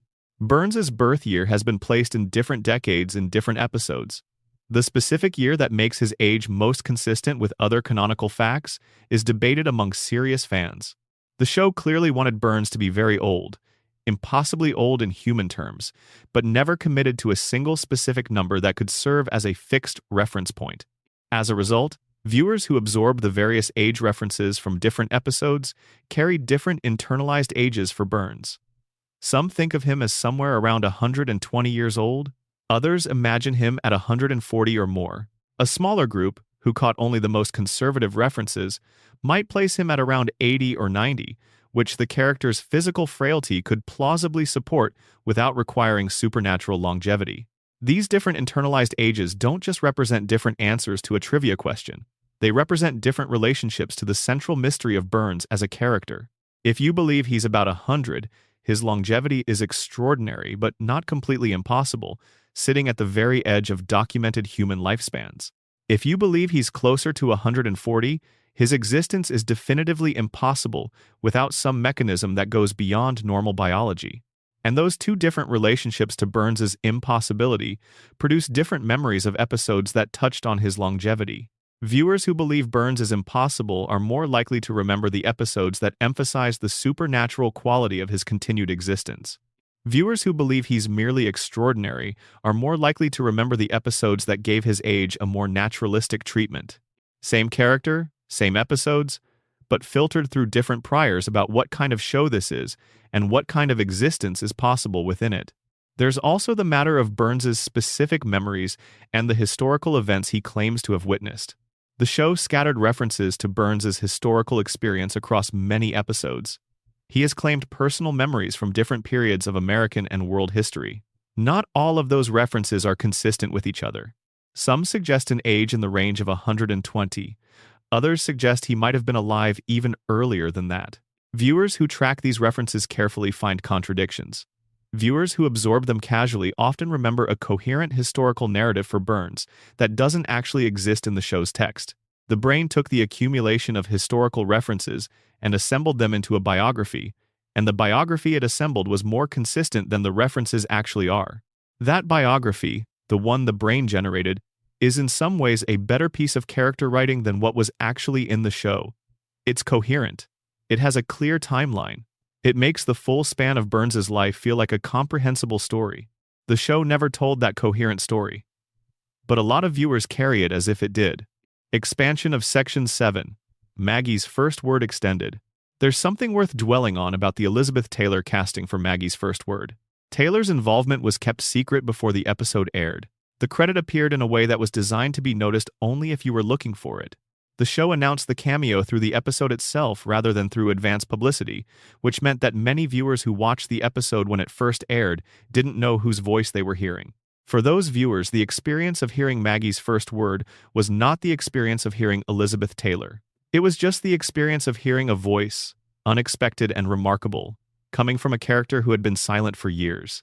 The celebrity context was something many of those viewers learned after the fact, from other people, from retrospective discussions, from places other than the original broadcast. And when they later remembered the moment, the celebrity context and the actual viewing experience got merged in memory. The surprise of learning it was Taylor and the surprise of hearing Maggie speak became a single memory, even though for most viewers the two surprises happened at different times and through different channels. So when viewers describe their memory of the moment, they sometimes describe a mixture of what they watched and what they learned. They describe the experience of hearing Taylor specifically as if they knew in the moment, even if they only found out later. That kind of memory contamination, where information learned after an experience gets incorporated into the memory of the experience itself, is extremely common and well documented in memory research. It's called post-event information incorporation, and it means that the memory of watching Maggie speak is not purely a record of watching Maggie speak. It's a record that includes everything about that moment that the viewer subsequently encountered. The memory grew after the experience ended, and the grown version is what gets retrieved when someone tries to describe watching Maggie say her first word. There's another dimension of the first word Mandela effect that's specifically about the word itself. Daddy, that's the word. Simple, clear, 2 syllables, emotionally resonant for the specific character of Homer who heard it. The word is iconic enough that it's among the most commonly cited pieces of Simpsons trivia. But when viewers try to reproduce the word in the specific context they remember, they sometimes get the context wrong. They place the word in a scene where Homer was in some specific situation, and that situation varies across different recollections. Some viewers remember Homer crying when he heard it. Others remember him laughing. Others remember him completely still, stunned into motionlessness. Others have a memory of the camera cutting away before his full reaction was visible. The actual sequence, what exactly Homer did in the moment after hearing the word, is something the show handled in a specific way that is documentable. But the emotional impact of the moment was strong enough that different viewers projected their own emotional response onto Homer. What they remember him doing is what they imagine they would have done in that moment, or what they imagine the scene most needed to be complete. Homer's reaction in the moment became a screen onto which the viewer's own emotional response was projected, and the projection became the memory. Expansion of sections 8 through 12. Extended character and location details. Let's go deeper on the couch itself. The Simpsons couch is one of the most depicted pieces of furniture in the history of American television. It's been blown up, submerged, replaced by aliens, occupied by celebrities, shrunk to miniature size, extended into infinity, and rendered in dozens of visual styles by dozens of guest artists over decades of creative couch gag experimentation. And it is a couch that people remember in a very specific way that may not precisely correspond to any single depicted version. Most viewers remember the couch as orange. Specifically, an orange that reads as slightly worn, comfortable in the way that a family's primary couch becomes comfortable, the color of something that has been sat on consistently enough to settle into familiarity. But the couch's exact color varies across episodes and across production eras in ways similar to the variation in Marge's hair color. Sometimes it reads as more orange, sometimes it tips toward a brownish tone, sometimes in specific lighting situations it can look almost red. The orange couch is a consensus memory, rather than a perfectly documented fact. It's the average of many hundreds of viewing experiences, processed into a stable image that feels definitive. And that stable image is the one people defend confidently when someone suggests the couch might have been a different color. The couch also connects to something about how people remember the living room's general layout. The Simpson living room is one of the most recognized interior spaces in American television. Its basic elements, the couch, the television, the general configuration of the space, are immediately recognizable. But the specific spatial relationships between those elements, where exactly the television is relative to the couch, whether there's a coffee table, what's on the walls, are things that people remember with varying accuracy. This is partly because the show's animators were not always consistent about the room's exact layout, letting practical needs of a given scene override geometric consistency with other episodes. The room expanded and contracted as needed. Furniture moved when shots required it to be somewhere specific. Viewers who watched carefully across many episodes might have noticed the inconsistencies at the time. Most didn't. They absorbed an overall impression of the space and filed that as the room's definitive layout. That impression, the averaged-out version of dozens of slightly different depictions, is what people defend when they describe the Simpson living room. Lisa's saxophone extends into a similar territory of accumulated meaning, overriding specific detail. Lisa's relationship to jazz was built across many episodes, many musical moments, many depictions of her playing and her listening, and her searching for musical community in a town that didn't nurture it. The specific moments in that narrative are clearly placed in specific episodes for someone who watched with sustained attention. But most viewers didn't catalog the episodes. They absorbed the narrative arc, and the arc in their memory is more continuous and more complete than any particular moment within it. When they try to name a specific episode that was most important to Lisa's musical story, they produce an episode that feels like a synthesis of the arc's most important elements. That synthesized episode is more definitive to their memory than any actual episode because it represents the cumulative meaning rather than any single expression of it. This is what happens when we love stories told across long stretches of time. The whole becomes more present in memory than any of its parts. The shape of the journey replaces the specific landmarks along it. And when someone asks you about a specific landmark, you describe the journey instead. And it sounds like you're misremembering, but you're actually remembering more than was there to remember, because you've kept the meaning and let the details blur. That's not forgetfulness, that's synthesis. Now let's extend the Springfield geography territory into something that connects all of these individual memory phenomena together. The show depicted Springfield's civic life across hundreds of episodes: town hall meetings, local elections, community events, the Springfield Bowl, the Springfield Tire Fire, the nuclear plant as the town's economic center. Each viewer who watched extensively has a version of Springfield's civic life that was assembled from the episodes they happened to see. And because no two viewers saw exactly the same combination of episodes, no two viewers have exactly the same civic Springfield in their memory. But here's the interesting thing. When viewers compare their versions of Springfield's civic life, they often find that the disagreements are more about emphasis than about facts. One viewer remembers Mayor Quimby as more dominant in the town's political life. Another remembers the town as being more anarchic, with civic authority often collapsing into chaos. A third remembers it as more orderly than either of the other two descriptions suggests. All three of these impressions correspond to real episodes. The show depicted Springfield's civic life at all three of those levels at different points. But which level felt most real to a particular viewer depended on which episodes they caught. And the Springfield they carry in memory as representative of the town's civic character is the one they encountered most consistently. So different viewers genuinely experienced different Springfields, not through any failure of attention or accuracy, through the basic fact that the show was too large and too long for any single viewer to have seen all of it, and the subset each viewer saw was different. Springfield as a town exists fully only as the sum of all its episodes. No single viewer has seen that sum. Every viewer has seen a sample. And from that sample, they've each constructed a Springfield that is real to them but partial in ways they may not be aware of.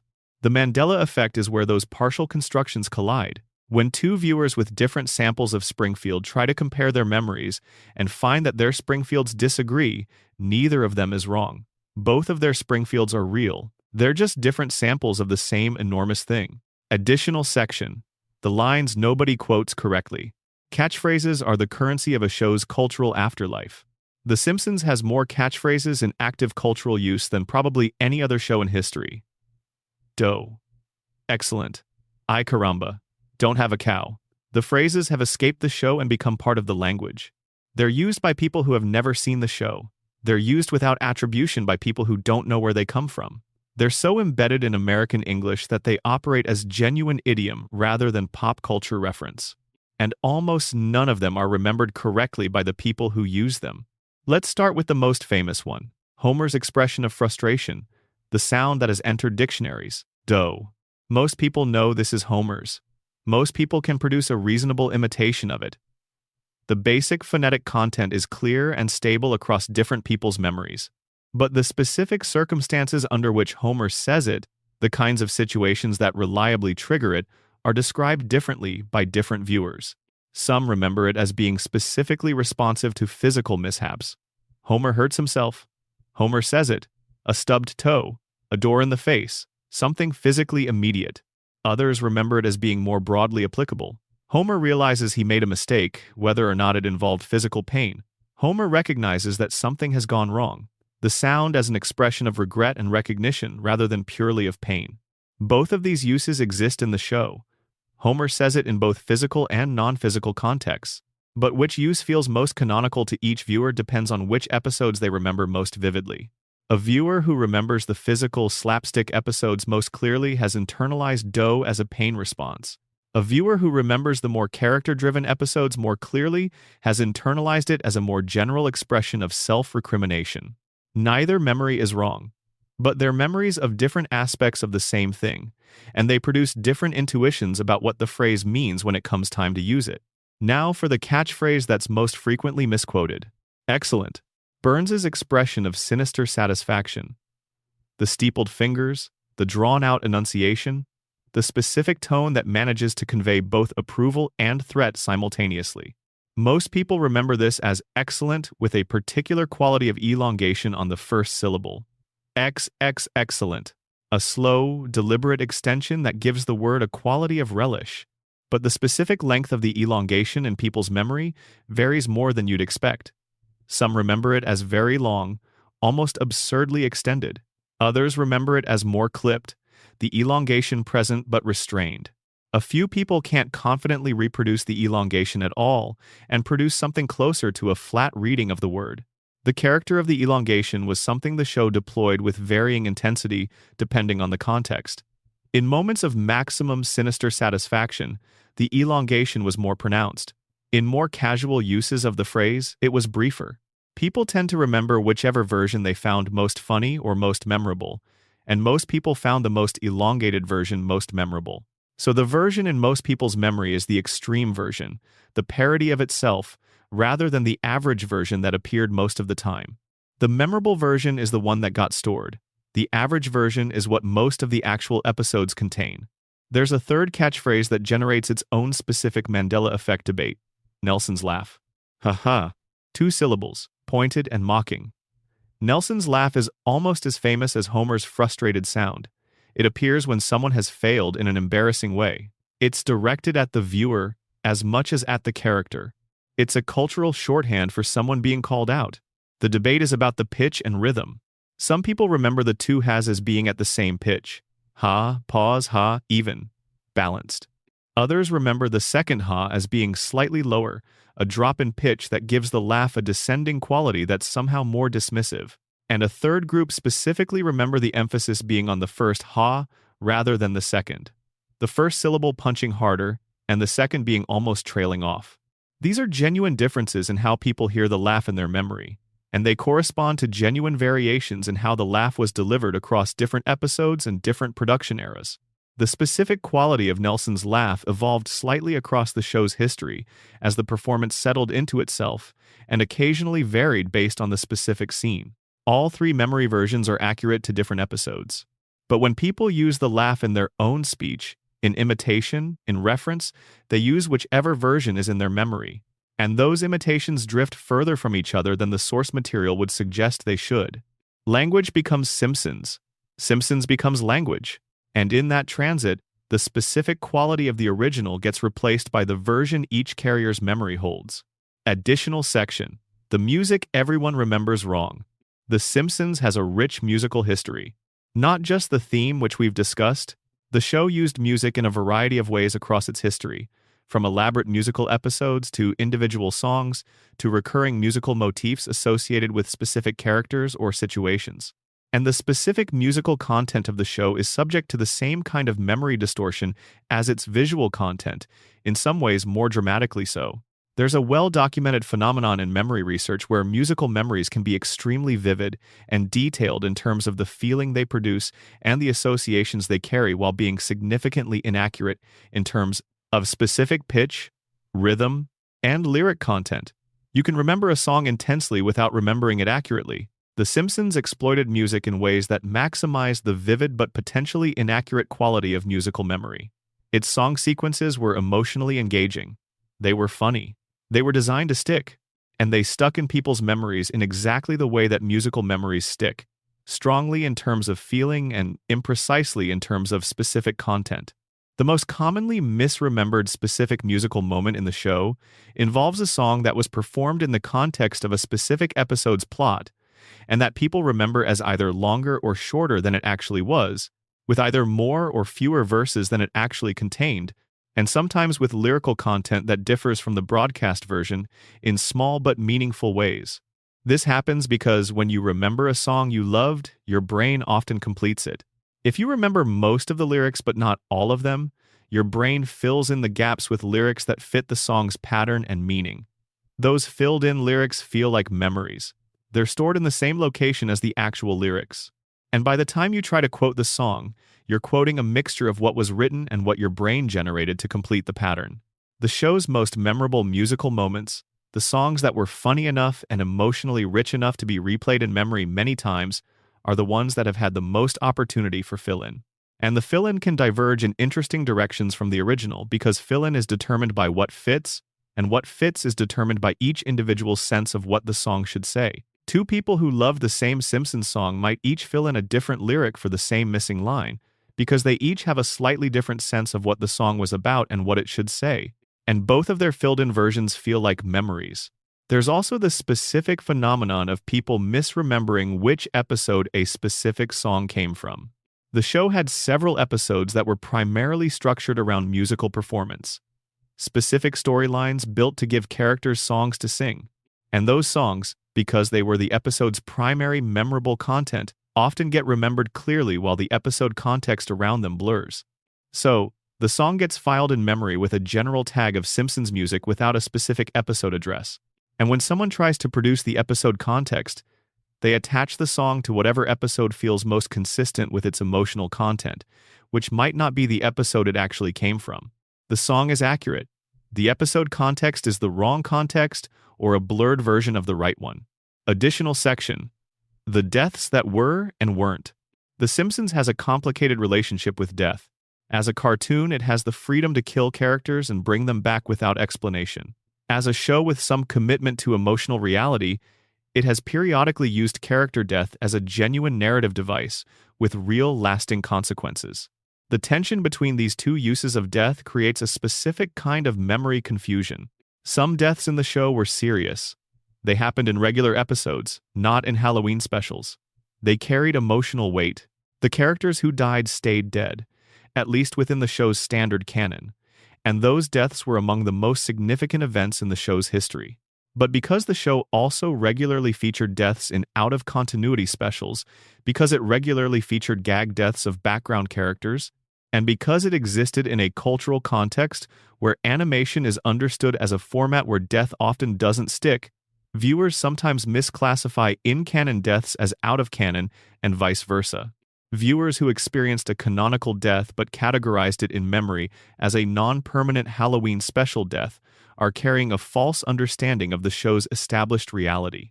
And viewers who experienced a Halloween special death so vivid and so emotionally affecting that they categorized it as canonical are similarly carrying something incorrect. These misclassifications don't always matter. Most of the time, the specific status of a fictional death is not consequential, but they do matter for how people understand the show's emotional terrain, which characters they think of as permanently lost versus temporarily gone, and how they interpret subsequent episodes that deal with those characters' absence. The most commonly misclassified death in Simpsons memory is probably the death of Maude Flanders, Ned's wife. Maude's death was canonical. It happened in a regular episode. It was permanent. It changed Ned's story permanently, and it was one of the most significant character deaths in the show's history because it affected one of the show's most important relationships, the dynamic between Ned and Homer that the show had built across many seasons. But a number of viewers remember Maude's death as having happened in a different context than it did. Some remember it as a dream sequence that turned out to be real, a structure the show used in other contexts and that creates its own specific memory confusion. Others misplace it in a different season than the one it occurred in. The death itself is remembered. The circumstances, the episode, the exact context, those details vary. And the emotional weight of the death, which was significant, is sometimes carried by the wrong contextual details, producing a memory that's accurate about what happened but inaccurate about the specific circumstances in which it happened. Final extension: the feeling of Springfield. There's a dimension of The Simpsons' Mandela effect that doesn't fit neatly into any category of specific misremembered detail. It's the feeling of watching The Simpsons, the emotional texture of the experience, the specific quality of attention that the show produced in its best moments. People carry memories of how the show felt that are among the most vivid and most defended of all their Simpsons recollections. The feeling of watching a great episode, the specific kind of pleasure the show produced at its peak, the way it managed to be funny and true and occasionally heartbreaking in such close sequence that the emotional transitions became part of the experience. That feeling is real. It was produced by real episodes. It belongs to specific viewing experiences that happened at specific times in specific circumstances. But it's also the most compressed and the most impressionistic of all the things people carry from the show. It's the essence rather than the substance. It's what the show meant rather than what it contained. And when people try to defend the feeling, when they argue about whether the early seasons or the middle seasons or some other era was the best, they're arguing about which period produced the feeling most reliably for them. Those arguments look like arguments about specific episodes and specific quality. But at their core, they're arguments about which version of the show matched what someone needed it to be when they needed it. The feeling of Springfield is different for everyone. And it's the most real thing any of us has from the show, because it was generated in us, not by the show. The show was the catalyst. The feeling was ours. And the feeling, more than any specific detail, is what we're trying to recover when we go back and watch. We're not looking for the correct color of the skateboard or the precise height of the fence. We're looking for the feeling. The sense of something exactly right, exactly fitting, exactly the thing we needed at the moment we needed it. That feeling existed once. We experienced it. And the Mandela effect, for all its complexity and all its fascinating specific mechanisms, is ultimately just the record of how hard we're trying to find it again. Springfield will always be there. The questions will always remain open. And somewhere in that permanent uncertainty, the feeling lives on. That's enough for now. Let the rest of it breathe around you. Sleep well. Total word count. Approximately 50,000 plus words across all sections. Additional section. Apu and the store. Everyone rebuilt. The Quick E-Mart is one of the most depictable locations in all of American animation. Tell anyone who has seen the show to draw it from memory, and they'll produce something. A building with a particular shape, a sign with a particular logo, an interior with a counter, a slushy machine, a magazine rack, a general impression of fluorescent-lit convenience store inventory. The specifics of what they draw will differ. The sign in particular, the Quick E-Mart sign, the specific visual design of the store's branding, is something people remember with remarkable variation. Some produce a sign that's bright and clean, almost cheerfully designed for a convenience store. Others produce something that reads as more weathered, more in keeping with the general aesthetic of a business that's been running longer than its owner probably intended. Both versions correspond to real episodes. The sign varied across the show's production history in ways that reflected both the improvement in the show's animation quality and the ongoing refinement of the store's visual design. But here's what's more interesting than the sign. The interior. The inside of the Quick E-Mart was depicted across an enormous number of episodes. It was one of the show's most visited non-residential locations. Characters bought things there, argued there, had significant conversations there, and occasionally experienced significant plot events there. The specific layout of the interior, where the counter was relative to the entrance, what you saw first when you walked in, what was behind Apu from the customer's perspective, are things that different viewers remember in different configurations.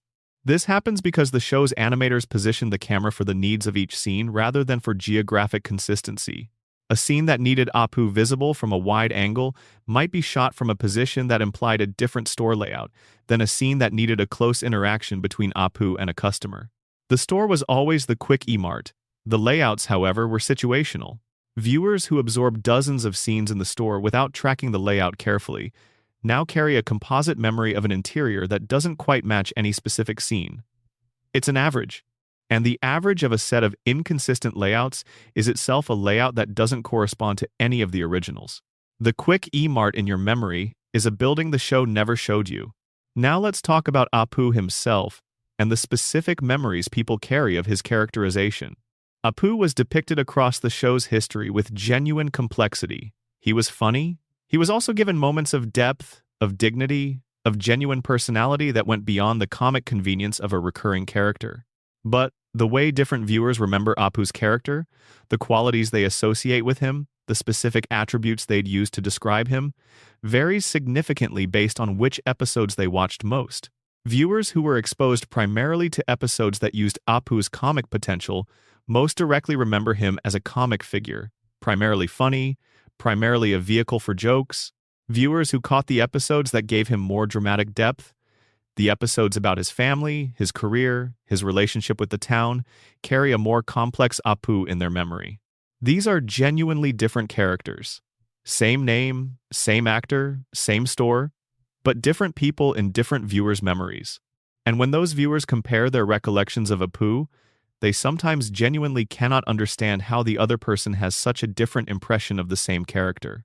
Because they watch different shows. The Simpsons was too long to be the same show for everyone. Additional section, the villains who weren't quite villains. The Simpsons used antagonism carefully. Most of the characters who functioned as antagonists in the show weren't purely villainous. They were flawed people pursuing understandable goals through methods the show presented as wrong. Mr. Burns was the closest thing the show had to a traditional villain, and even Burns was given moments of genuine pathos. This careful calibration of antagonism produces a specific kind of memory effect.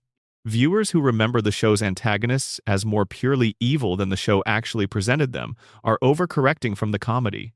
The jokes about Burns, about Sideshow Bob, about various others who functioned as obstacles or threats often relied on those characters being extreme enough to read as threatening. And the comedy of the extreme portrayal can override the nuance in memory. The Burns in memory for many viewers is more purely monstrous than the Burns in any specific episode.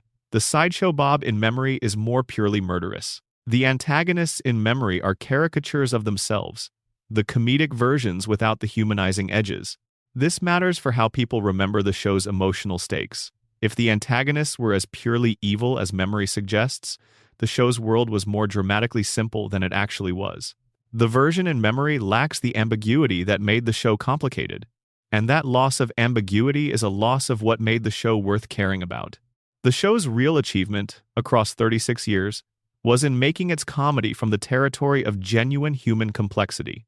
The jokes worked because the characters were real enough that their failures were recognizable. Burns was funny because a man of his particular psychology actually exists in the world, in less exaggerated form. Bob was funny because his particular combination of talent and dysfunction and blind spots is something that recognizable people embody. When memory strips away the complexity and keeps only the comedy, what's left is a funnier version of the show, but a less true one. And the Mandela effect is in part the record of that stripping. The process by which we simplify what we remember into the version we can most easily process. Complexity doesn't store as efficiently as clarity. Nuance takes up more space than simplicity. And in the long-term archive of memory, efficiency wins. The nuance gets compressed. The clarity survives. What we remember of The Simpsons is cleaner than what was actually there. And what was actually there was better. Additional section. The parents in the marriage nobody quite remembers correctly. Homer and Marge Simpson's marriage is the show's emotional foundation. Everything else in The Simpsons rests on the fact that these two people are together. Their relationship is the lens through which the family's experiences are filtered. Their dynamic sets the emotional temperature of the household. Their love, which is present and genuine across the show's entire run, even in the episodes that tested it most severely, is the thing that makes Springfield livable. And yet the specific nature of their relationship, the specific qualities of how they interact, the specific episodes that defined how the show understood their marriage, are remembered differently by different viewers, in ways that add up to some genuinely significant discrepancies. The most interesting of these involves how people remember the marriage's stability. Some viewers remember the marriage as essentially secure throughout the show's history, tested, sometimes severely, but never genuinely at risk. The tests were the drama, and the security was the premise that allowed the drama to happen without actual threat. Others remember the marriage as having come much closer to genuine failure at certain points.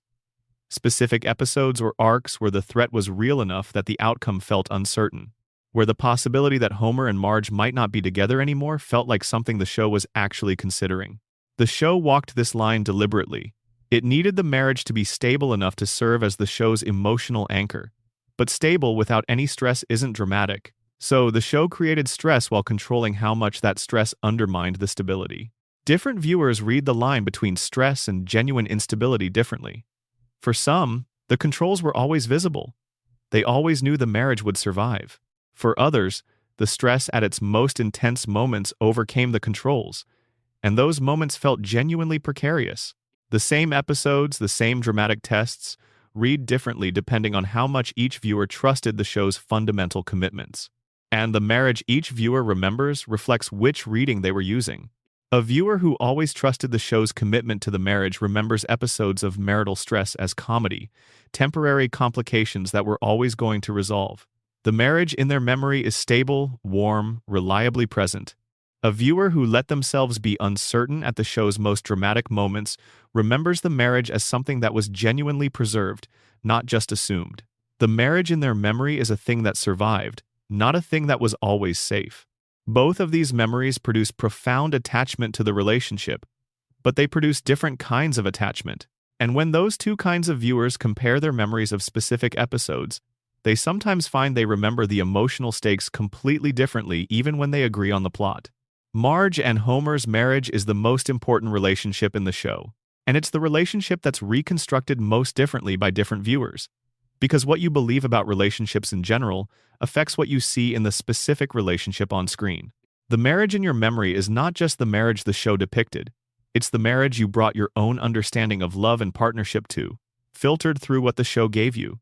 And that personal filter is the most invisible and most powerful force in every Simpsons Mandela effect. Additional section: What Burns was really afraid of. One of the show's most consistent and least discussed patterns involves what the most powerful character in Springfield actually feared. Mr. Burns operates throughout the show as someone who appears to fear nothing. His power over Springfield is complete. His wealth insulates him from consequences. His age seems to have removed him from the normal human concerns about status and safety and belonging that motivate the show's other characters. But the show did periodically show Burns afraid. And the things that frightened him were not the things you'd expect. Burns was afraid of irrelevance. He was afraid of dying without being remembered. He was afraid that the empire he'd built across more than a century of increasingly ruthless accumulation would dissolve after his death as if it had never been, leaving no mark on the world that was proportionate to the cost of building it. This was established subtly across multiple episodes. In the moments when Burns's facade of total control cracked, what appeared underneath was not rage but something closer to grief. A man who had purchased everything except meaning. The memories people carry of Burns's vulnerabilities are shaped by which episodes showed them and how attentively those episodes were watched. Some viewers have a strong memory of Burns as genuinely pathetic in specific moments. Not comically pathetic, but genuinely sad, in ways that produced real emotion rather than laughter. Others remember him as relentlessly comedic even in his weakest moments. The vulnerability played for laughs rather than for feeling. Both are in the show.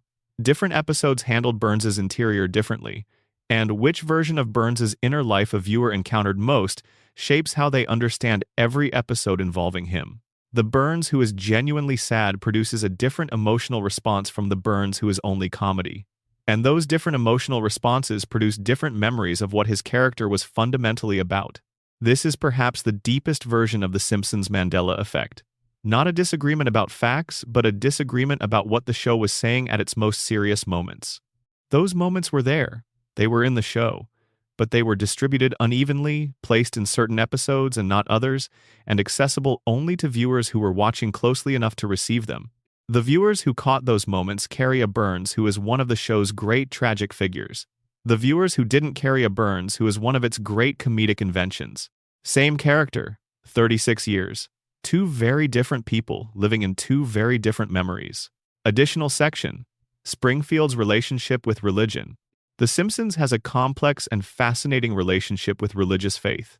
The show depicted religion more directly and more regularly than almost any other mainstream American sitcom. Ned Flanders's devout faith was a constant.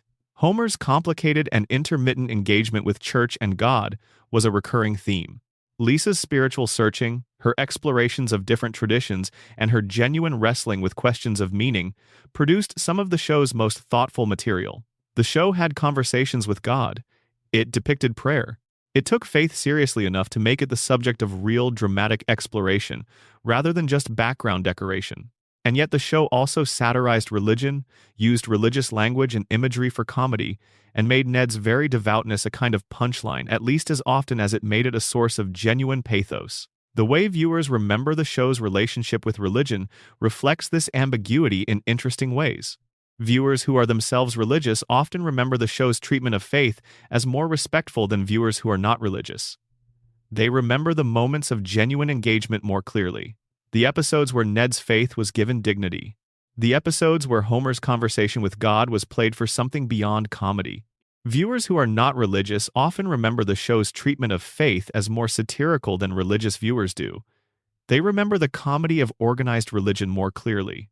The episodes that used religious institutions and practices as objects of gentle mockery. Both groups are watching the same show. But they're cueing in on different elements because the elements that feel most true to them are the elements they were most receptive to receiving. This produces one of the most interesting variations in Simpsons memory. Ask a religious viewer and a secular viewer to describe how the show treated religion, and you'll often get descriptions that sound like different shows. They're not different shows. They're the same show absorbed through different receptive frameworks. And the frameworks shaped what was retained.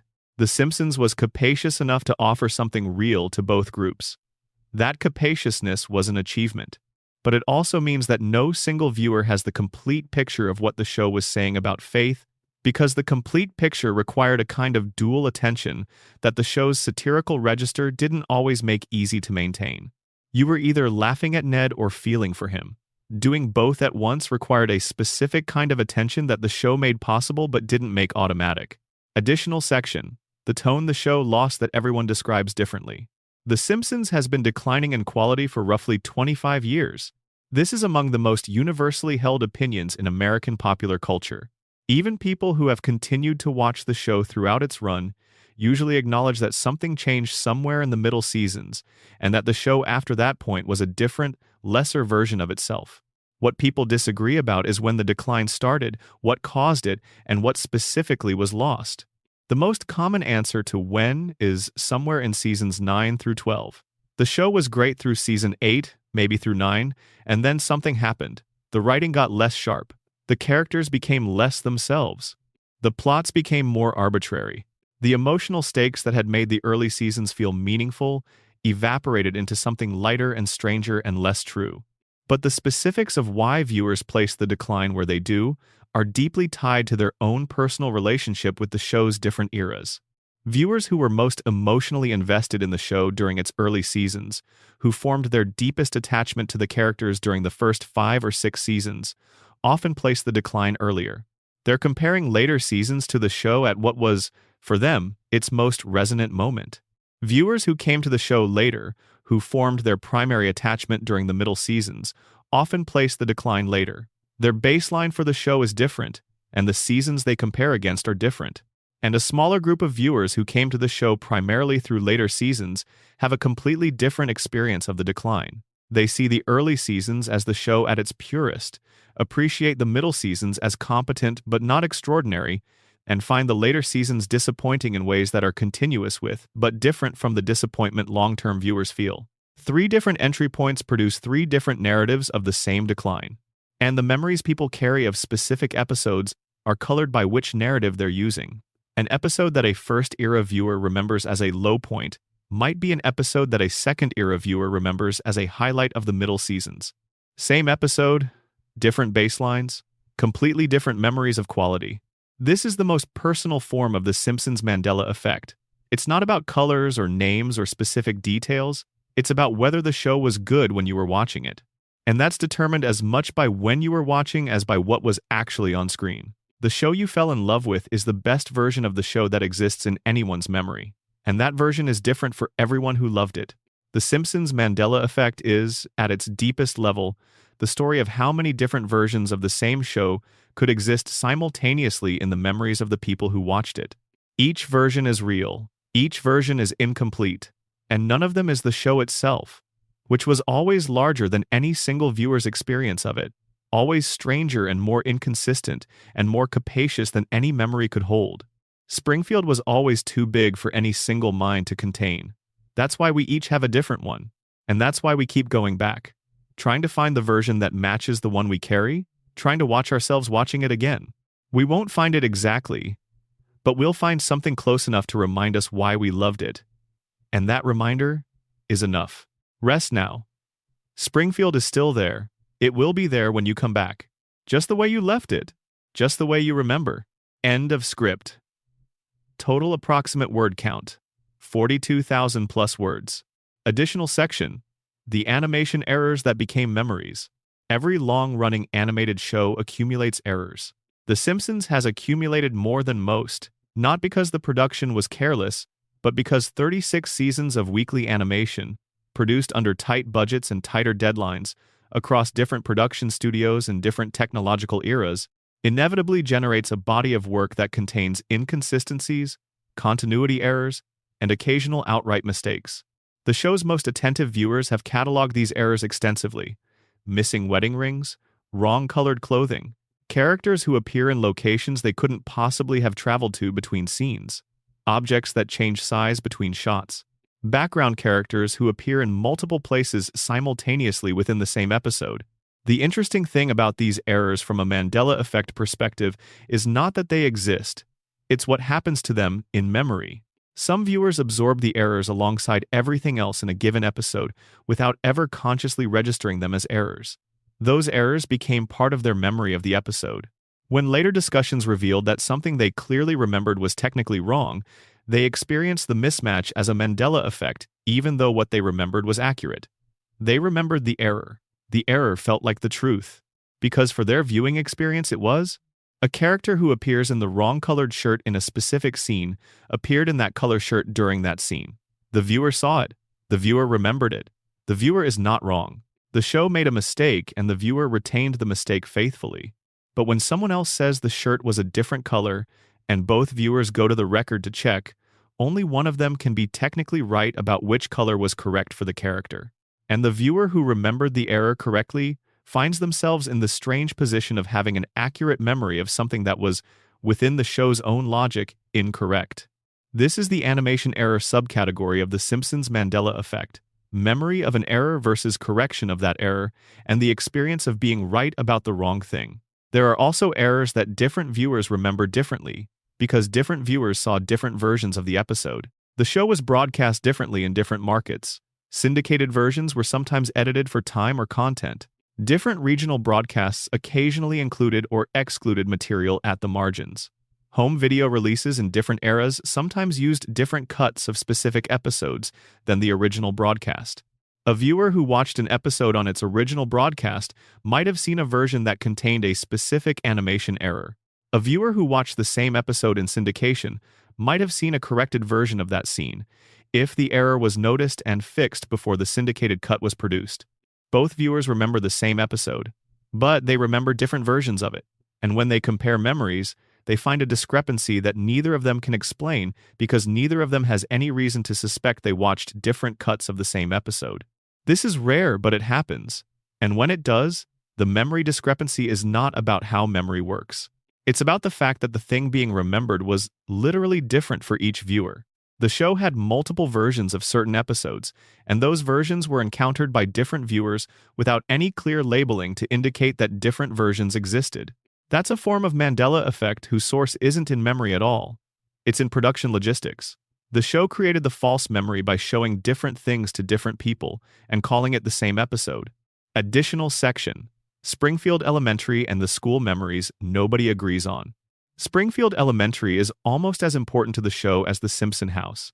A large portion of the show's action happens in the school. Bart's life as a student is one of the show's primary narrative territories. Mrs. Krabappel's classroom, the principal's office, the gymnasium, the cafeteria, the schoolyard, these are locations the show returned to again and again across its entire run. And the school is one of the locations most subject to memory variation. The building's exterior is something almost all viewers can recognize instantly, but that few can describe with precision. Most people know it's a school. They know roughly what kind of building it is. The specific architectural details, the color of the building, the configuration of the front entrance, the surrounding grounds, all vary in memory. The interior is worse. The classroom. Everyone knows Mrs. Krabappel's classroom. The desks arranged in rows. The board at the front. Krabappel's desk at the front corner. The general configuration of a classroom that's seen better days. But the specific details of that classroom. What's on the walls? What's visible through the windows?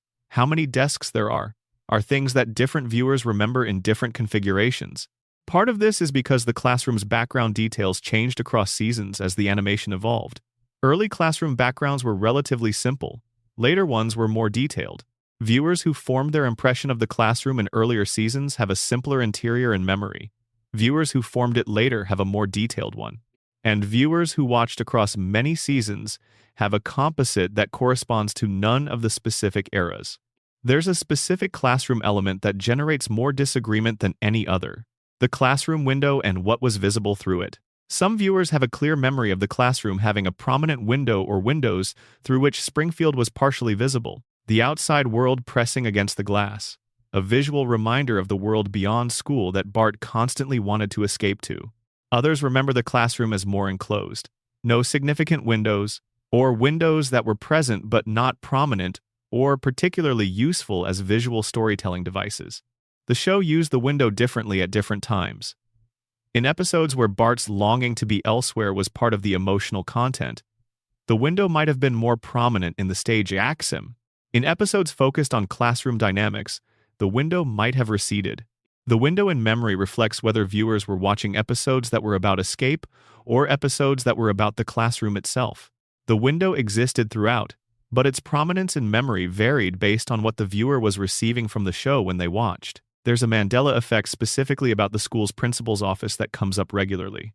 Skinner's office, where Bart spent a substantial portion of his school life, is remembered in different configurations by different viewers.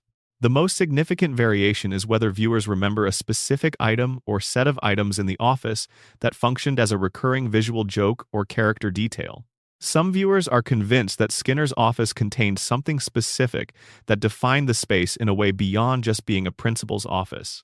Others remember it as a relatively generic administrative space, distinguished primarily by its occupant rather than by any specific props.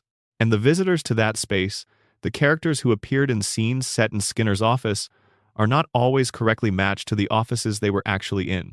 Some viewers conflate scenes from Skinner's office with scenes from other adult authority figure locations in the school. The school's adult spaces blur together in memory, partly because they served similar narrative functions. They were all places Bart was taken to be addressed by authority. They all looked like institutional adult spaces rather than child spaces. The specific distinctions between them required a level of attention to setting that the narrative content of the scenes often didn't demand. You were watching what was being said. The specific room where it was being said was background. And background, absorbed passively, is stored imprecisely. Additional section, the peripheral Simpsons universe that people invented. There's a category of Simpsons memory that's more interesting than simple misremembering. It involves the things that viewers are certain exist in the show, but that appear to be partially or entirely invented.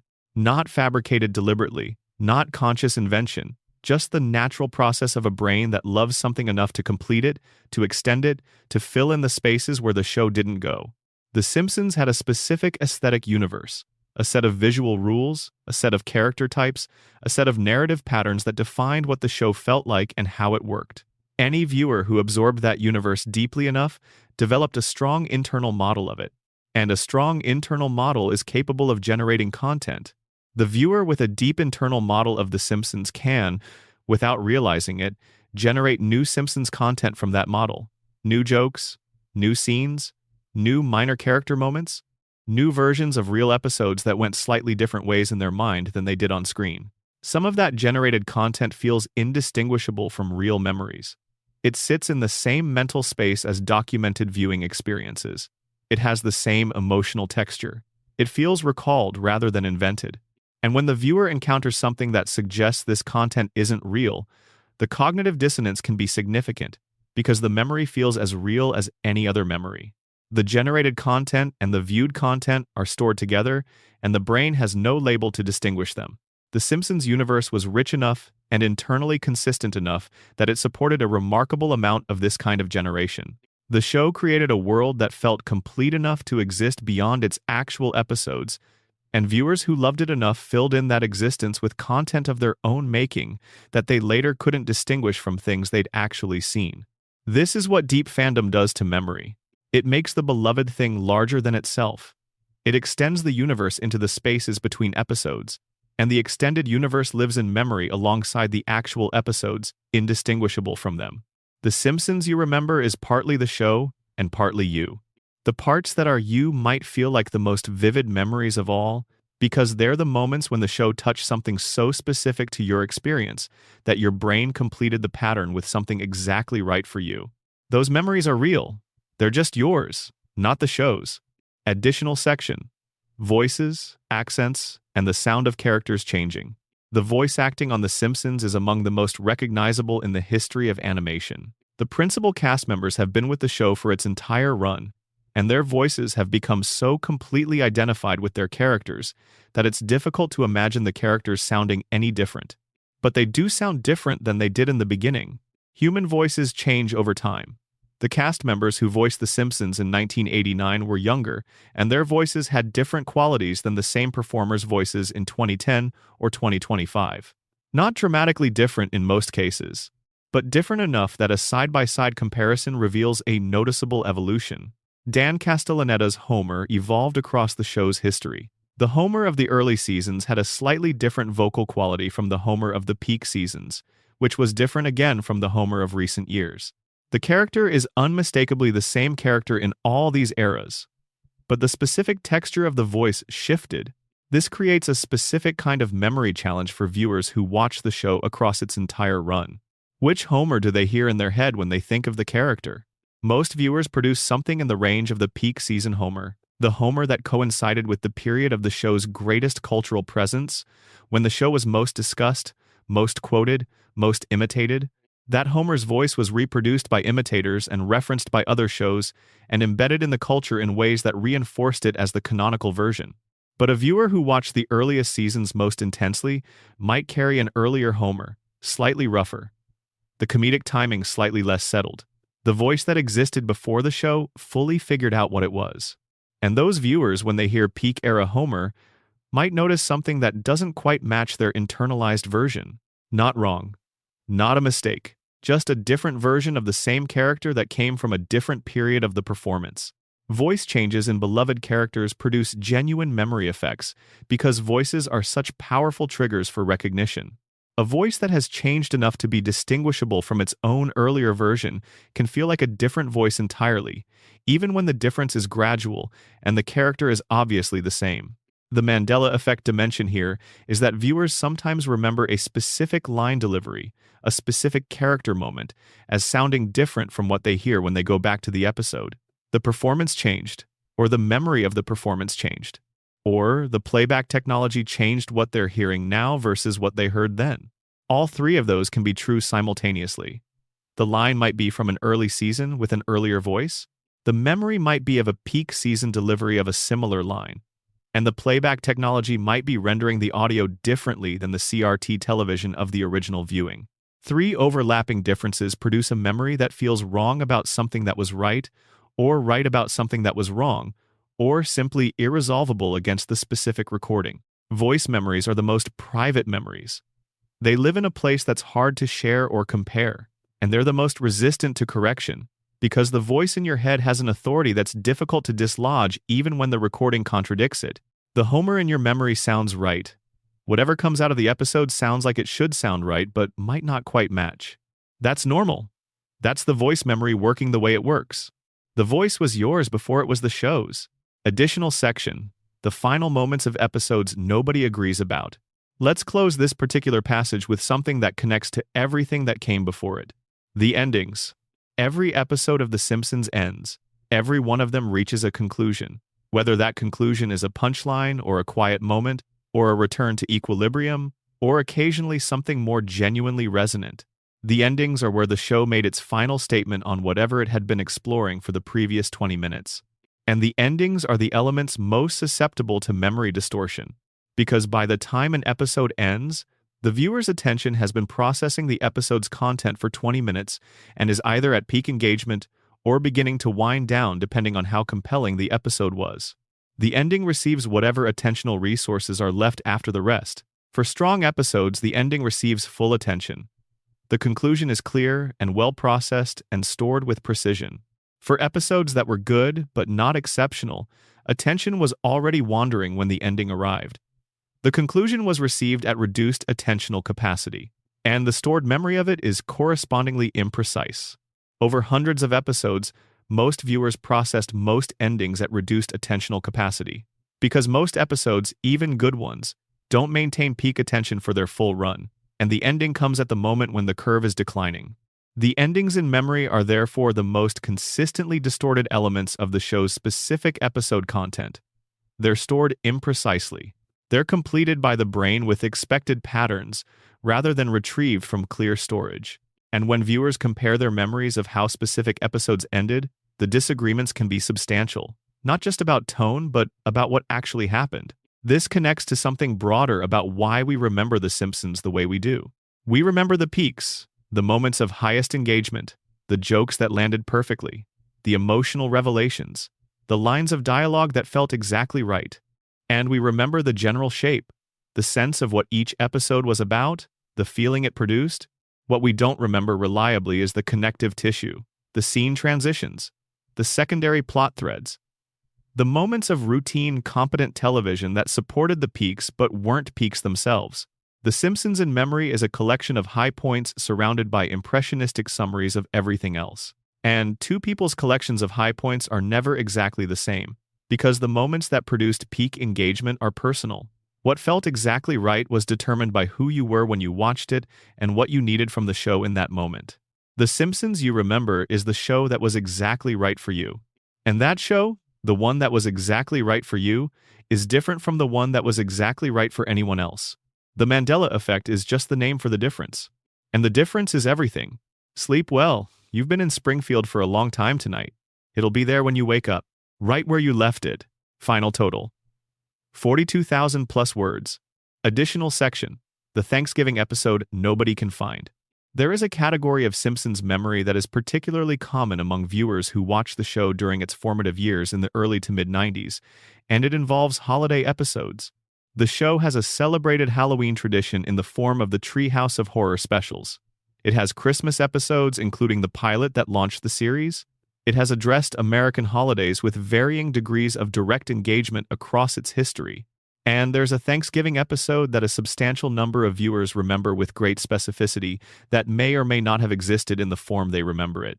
Viewers who describe this memory are usually quite detailed. They remember a specific set of Thanksgiving circumstances involving the family. They remember a particular joke or sequence that made the holiday special feel distinct from regular episodes.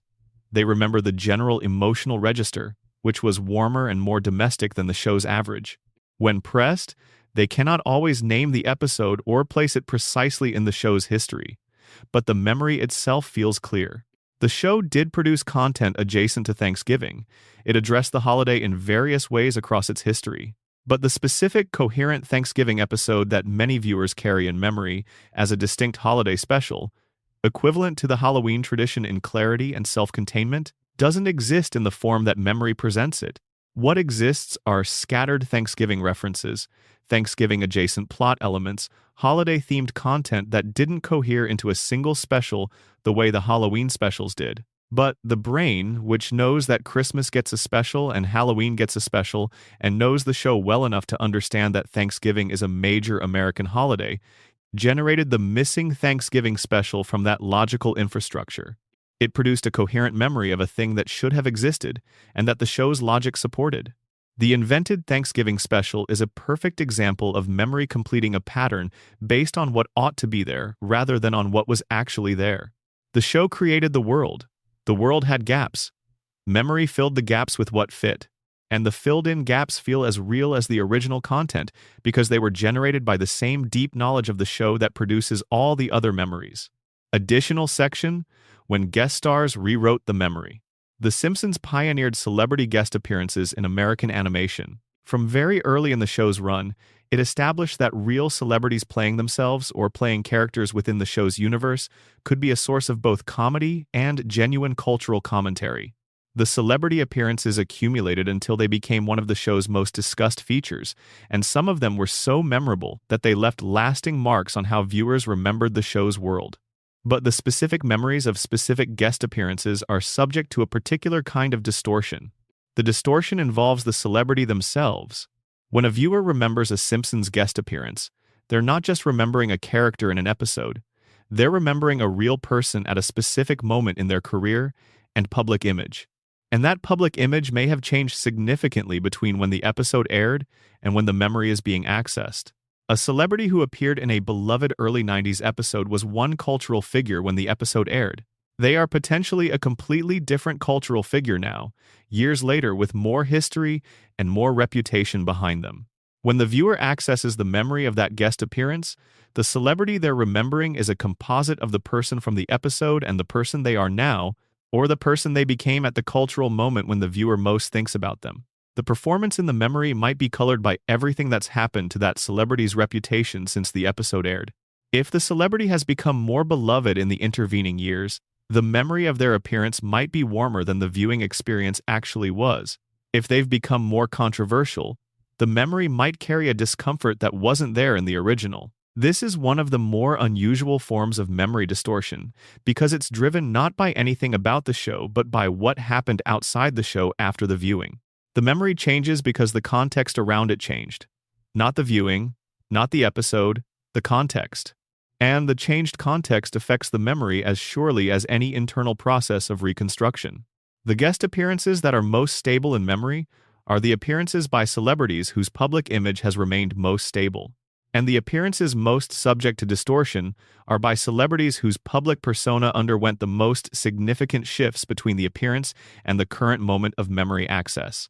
This means that a viewer's memory of specific Simpsons guest appearances is partly a record of what the celebrity meant to them at different points in time, not only of what they saw in the episode. Two viewers who watched the same episode on the same night might have completely different memories of it 20 years later if their relationship to the guest celebrity evolved differently in the intervening time. Same episode, same night, completely different memories. Not because memory failed, because reality kept happening after the episode ended, and the reality changed what the episode had meant. Additional section: what the show kept promising and what it delivered. The Simpsons set up things it never paid off. Not always, not consistently, but the show was long enough and ambitious enough that it created expectations, established mysteries, introduced character arcs, and hinted at futures that were never fully followed through. And those unkept promises are some of the most interesting elements of the Simpsons Mandela effect, because they produced memories of things that were never fully real. The most common category involves character development arcs that were started and then abandoned. The show would begin exploring a new dimension of a character's psychology, a new relationship, a new context, a new situation that seemed to be opening up something fresh about who the character was. And then, for whatever production reasons, the arc would quietly disappear. The character would return to their standard configuration. The new dimension would be implied never to have happened. Viewers who were paying close attention when the arc began carried the promise of it forward in their memory. They expected a payoff. They anticipated that what had been introduced would be completed.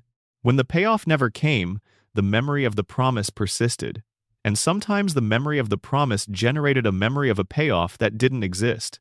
The brain, having been set up to expect something, occasionally produced its own version of the expected conclusion. Viewers then carry that generated conclusion as a memory of something they saw.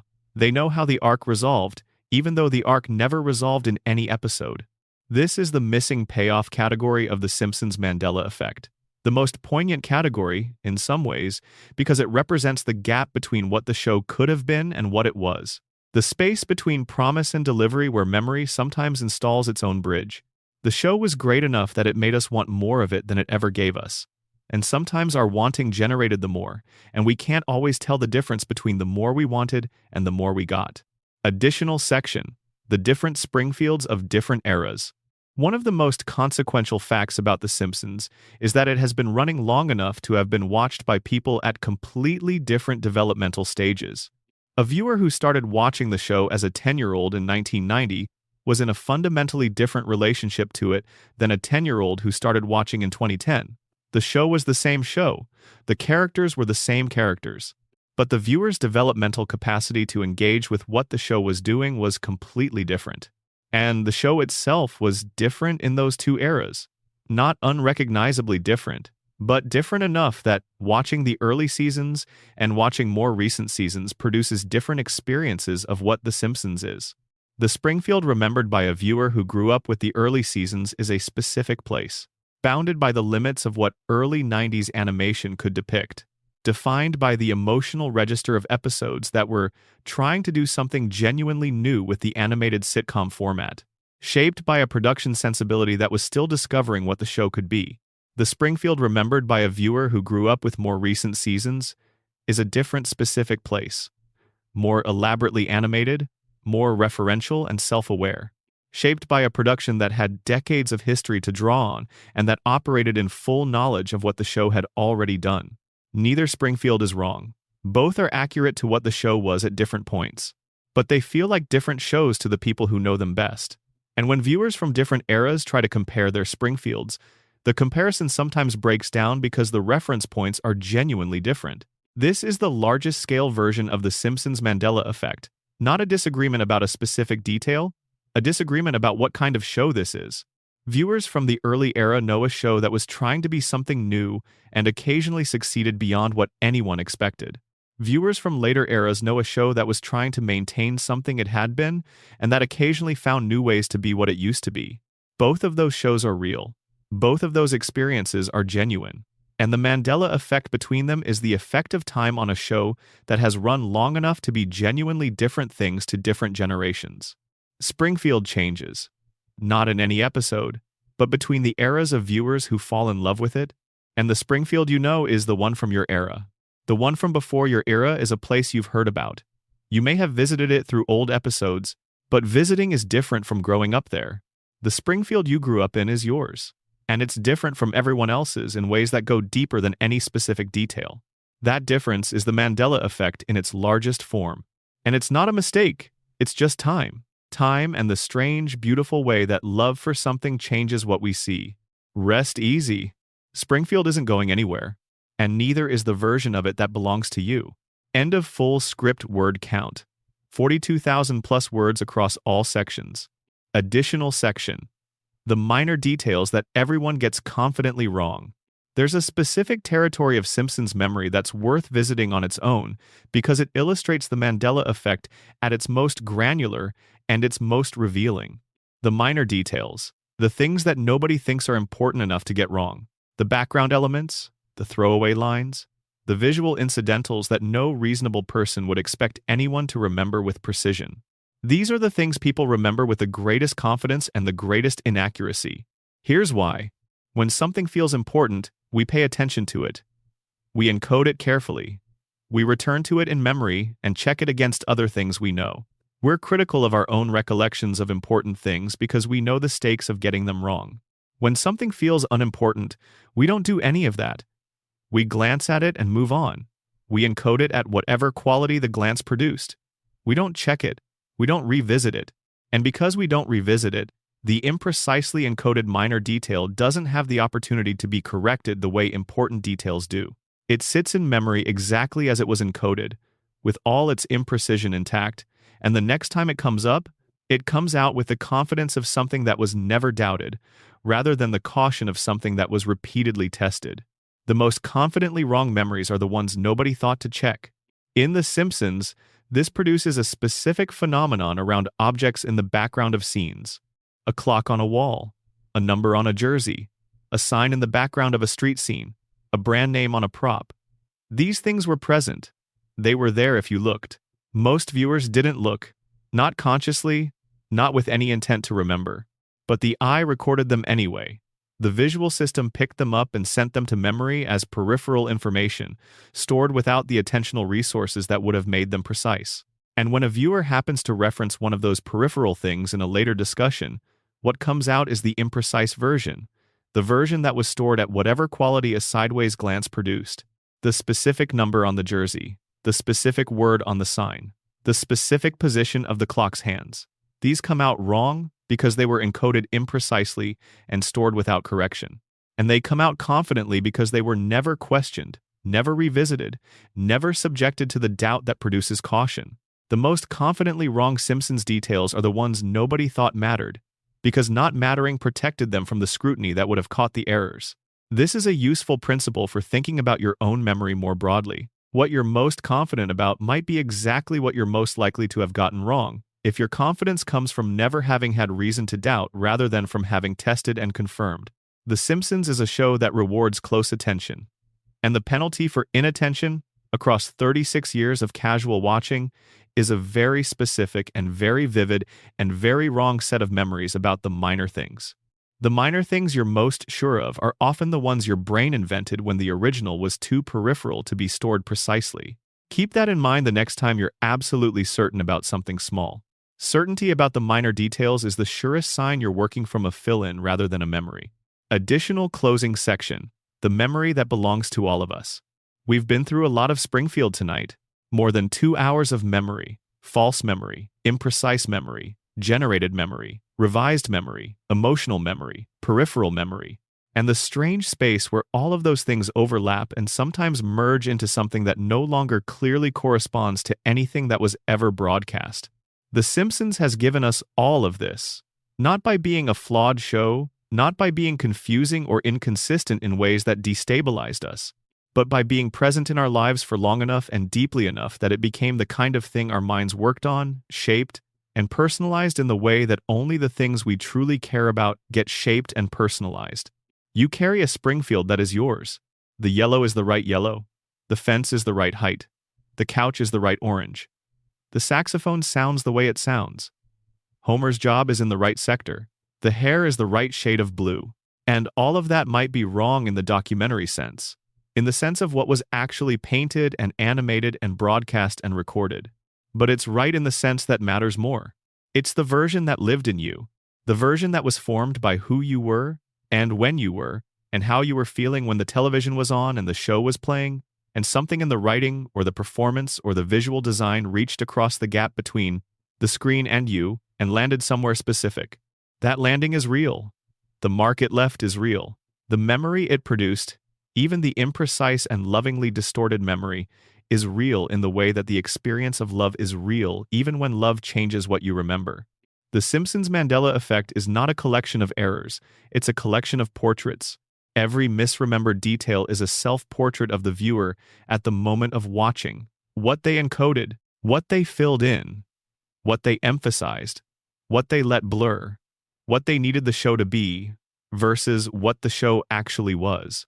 Those portraits are scattered across millions of people, and they're all slightly different from each other, and they're all slightly different from the show itself. And together they make up something larger than the show, a shared cultural object that exists only in memory, assembled from millions of individual incomplete recollections into something that nobody has ever seen but everyone somehow recognizes. That's Springfield, the real Springfield, the one that lives, not in any episode, in us. The yellow family on the screen was always a projection surface for something more than itself. We projected onto it. We filled it with the things we recognized and the things we hoped for, and the things we loved and the things we were afraid to say we loved.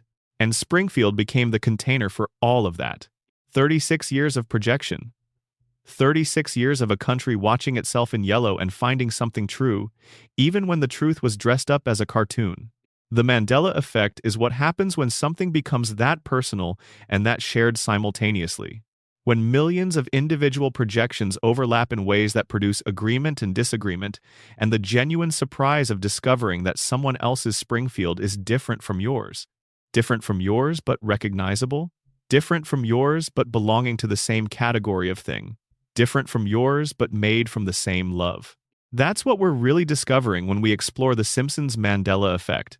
We're discovering that loving something changes it. Receiving something changes you. And what you're left with, at the end of all the seasons and all the episodes and all the years, is not the show itself. It's the person you were while it was playing. That person is still there, somewhere behind whatever version of Springfield you carry. And they're still watching, still filling in the details, still building a town that doesn't exist on any map and finding it somehow more real than the places that do. Sleep now. The episode is over. The couch is empty. The television is dark. And Springfield is exactly as you left it. Exactly.